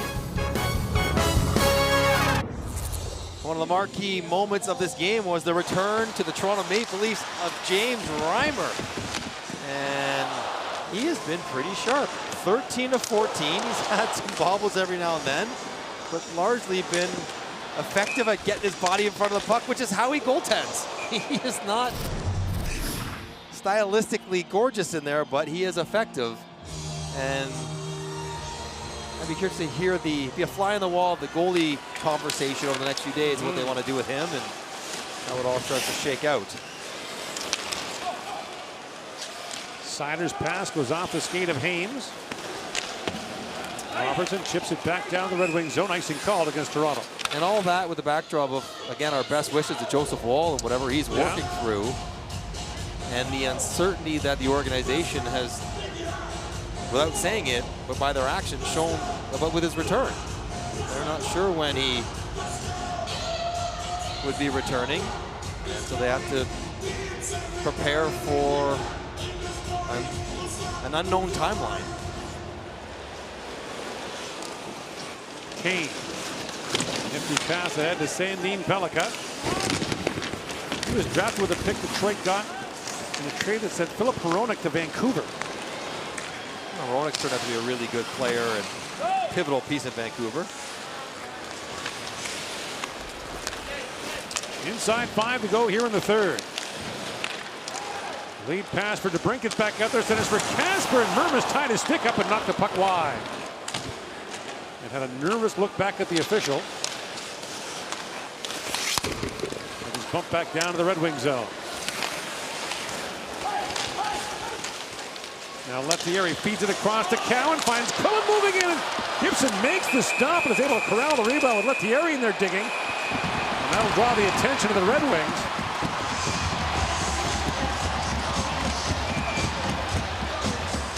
Right in there to try to get Edvinsson off Lettieri. Lettieri took a couple extra shoves and pokes at John Gibson as the whistle was blowing and he had it covered up.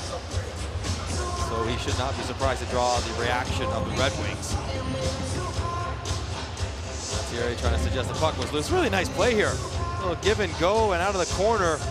Quillen just can't quite do it fast enough to elevate it. There's the puck hanging on the hip. Still a little bit loose by John Gibson. This is what Lettieri is saying, like, hey.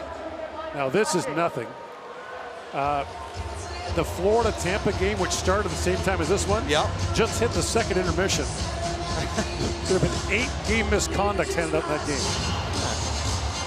You figure you throw enough guys out, at some point, the only thing left is for the guys to have to play. Well, apparently that's not working. So Lettieri, in an effort to calm this down, gets the only penalty despite getting mauled afterwards. And Brandsegg Nygaard just got a power play goal. We'll have to watch the first unit try to get the Red Wings back within 1.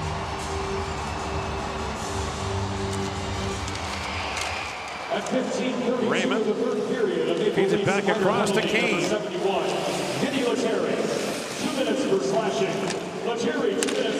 Sider back across to Raymond. Raymond feeds it down for DeBrincat, and Larkin hammered that pass wide.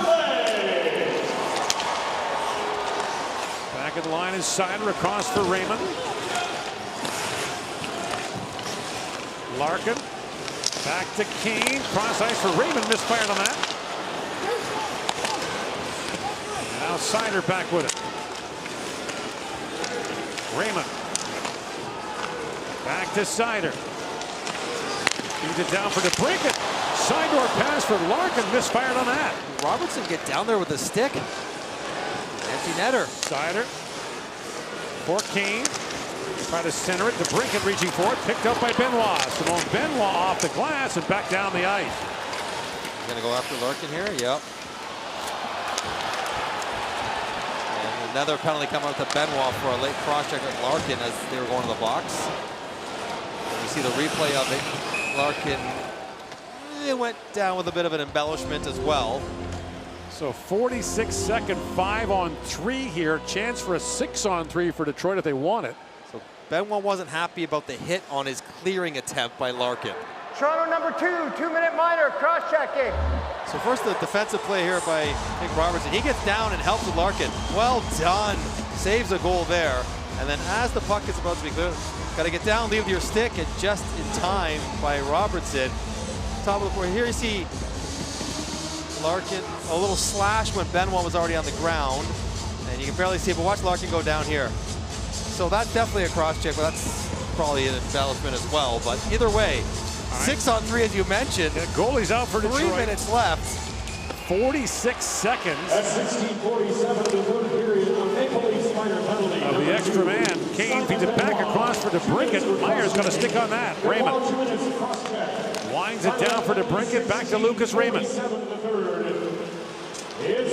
Raymond feeds across for DeBrincat with a quick chance, and Reimer the save on that. Welcome back to the Toronto Maple Leafs, James Reimer. 6-on-3 to finish the game. This feels familiar.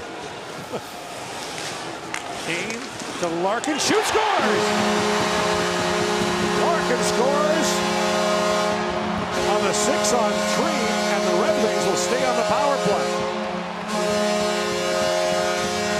A little stink eye by Larkin at Simone Benoit going off celebrating the goal. Saying, dumb penalty by you, goal by me, and you just can't get stretched out. I mean, it's possible, it's 6-on-3, but you just gotta stay tight if you're the penalty killers. And Kate Weber probably gets a little too far to the middle, a little too high, and Dylan Larkin has really good hands down around the net. And there you go. Ooh. Nice play, dummy.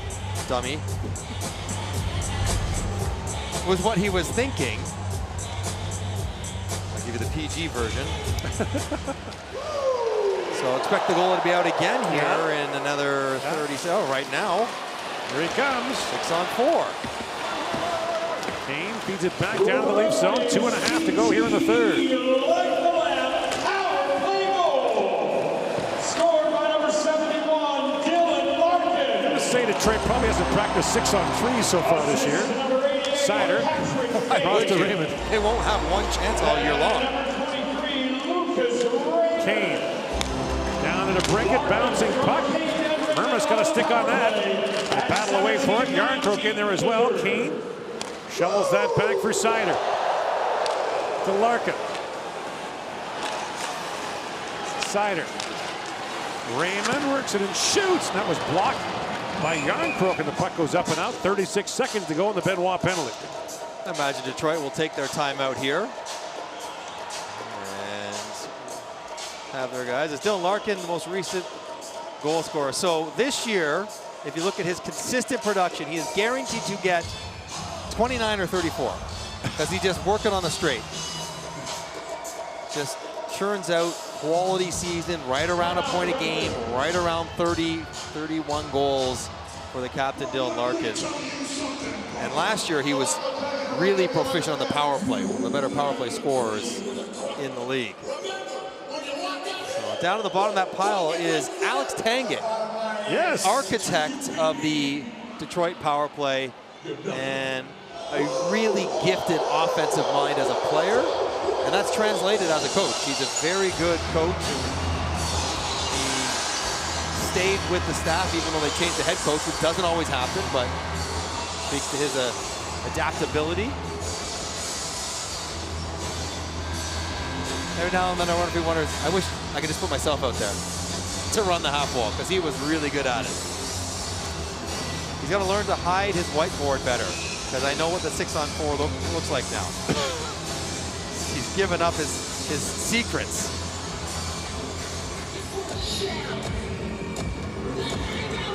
Yarncroke, clean win. Yeah. Well done. Sent down the ice by Myers. 30 seconds to go in the Benoit penalty. Minute 40 to go in the third period. And Kane winds ahead. Patrick Kane. Across for Raymond, who fanned that shot. There's Casper reaching for it. Marco Casper. Back for Sider. Back across to Kane. The Sider shoots. Blocked in front. Rebound put wide by Casper. Final seconds now. The penalty. Sider back across to Raymond. Raymond feeds down to the brink with a shot. Short side save made by Reimer as Benoit steps up.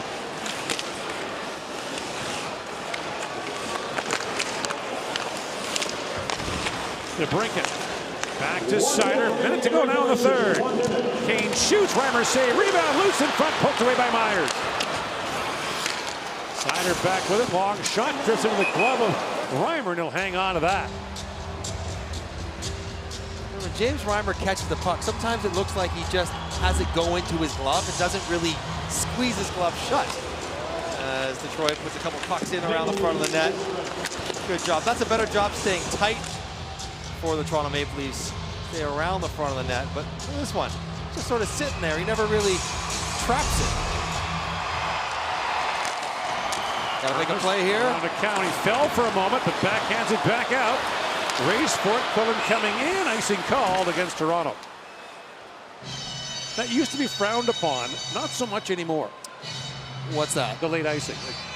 No, late icing or trying to score, it's definitely par for the course now. Cowan there just trying to make a hard play. You're better to be certain, ask Quentin Byfield. Just get it out as opposed to turn it over. Talking about the Detroit, or so the LA Edmonton series last year.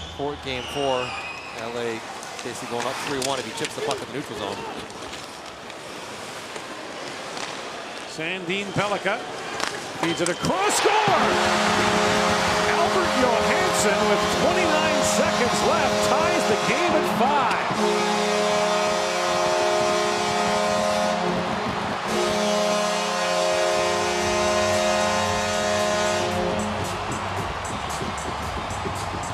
Man advantage goals. Now this is not a power play goal, but it's a 6-on-5. The icing comes back to hurt the Toronto Maple Leafs. They don't win the face-off. And that's a lot of traffic. Benoit goes down, protects the face, tries to block the shot. That's a heavy one-timer. And so here we go. The veteran Red Wings claw their way back, down 2 twice in the third period, tied up at 5. Somewhere Toronto Maple Leaf fans are thinking about trying to protect the 5-2 lead in the third.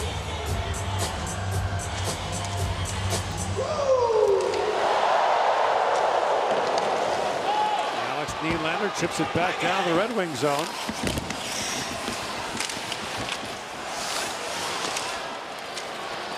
In that case, the icing did cost the Leafs. Yeah. Now a chance in front for Alex Nylander. That's blocked.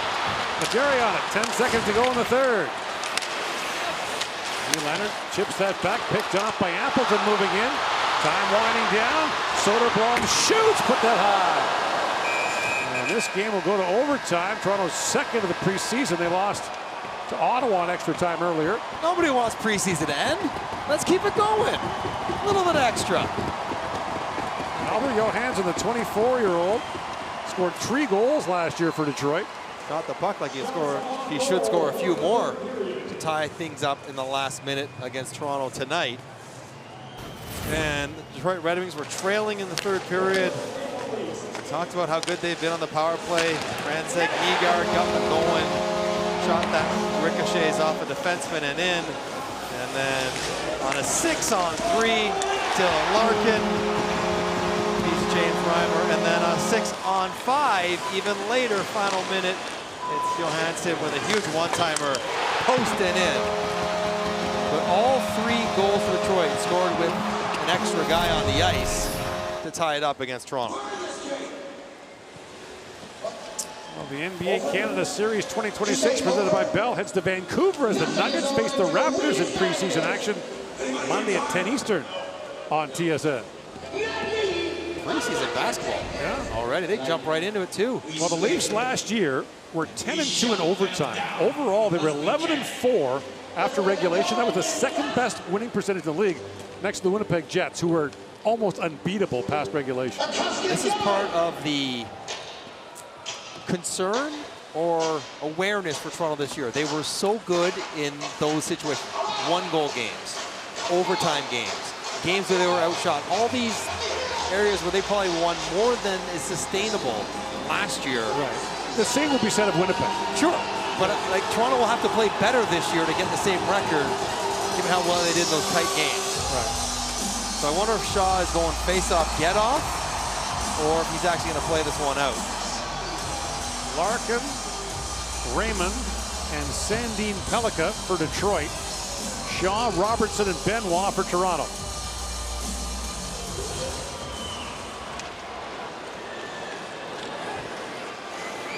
At 19:30 of the third period, a Red Wings extra time. In comes Lucas Raymond. Raymond winds in. Great move. Backhand shot. Stopped by Reimer. Rebound. Reimer turns that away. Hello.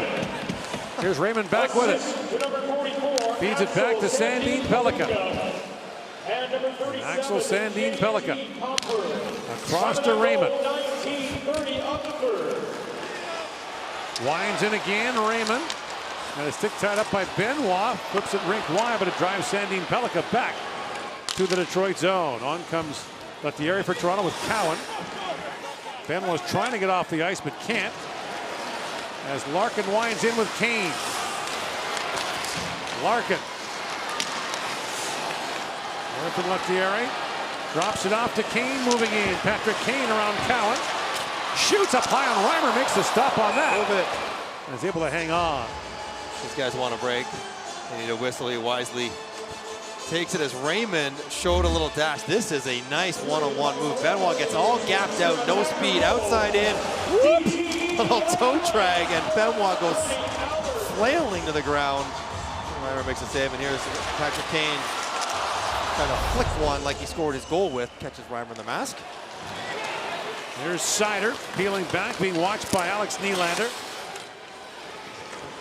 And Emmett Finney out there for Detroit in the overtime. Away comes Patrick Kane.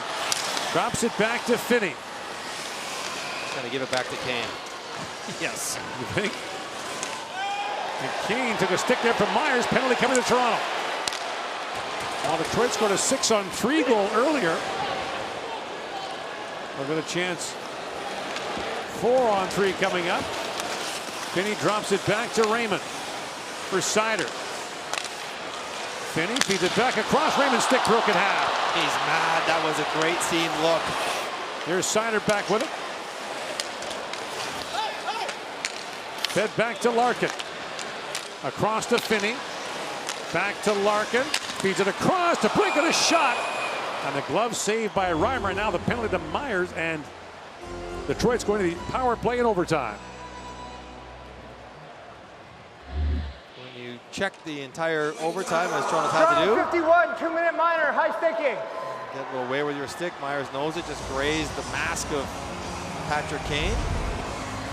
And the Detroit Red Wings probably have worked on 4-on-3. And the good news is for Detroit, all the important players that played on the power play last year are back this year and are in this game. Right. So there's familiarity whether they practice it or not. Comes down again, win a face-offs, give yourselves the full 2 minutes to play in the offensive zone if you're Dylan Larkin, and if you're Yarncroke, do just the opposite. At 1:59 of the overtime period. Banks it back around. By the way, 2 more game misconducts handed out in the Florida-Tampa game in the third period. Oliver Bjorkstrand and Matthew Samoskevich have been kicked out. Everyone getting involved.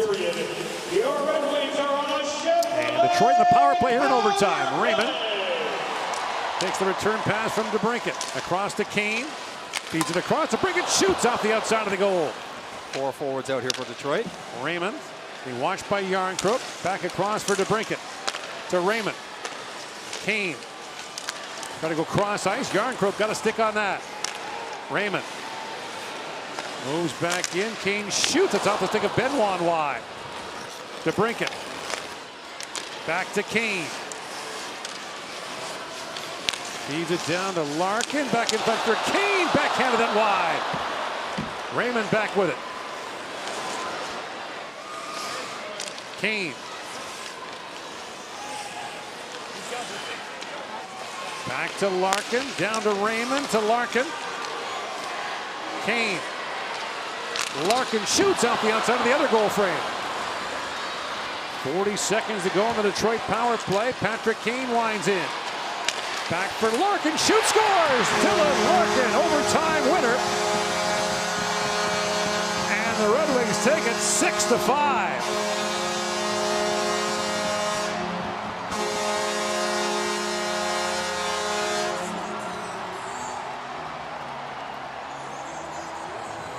Took a while, almost a minute and a half, passing it around in the offensive zone.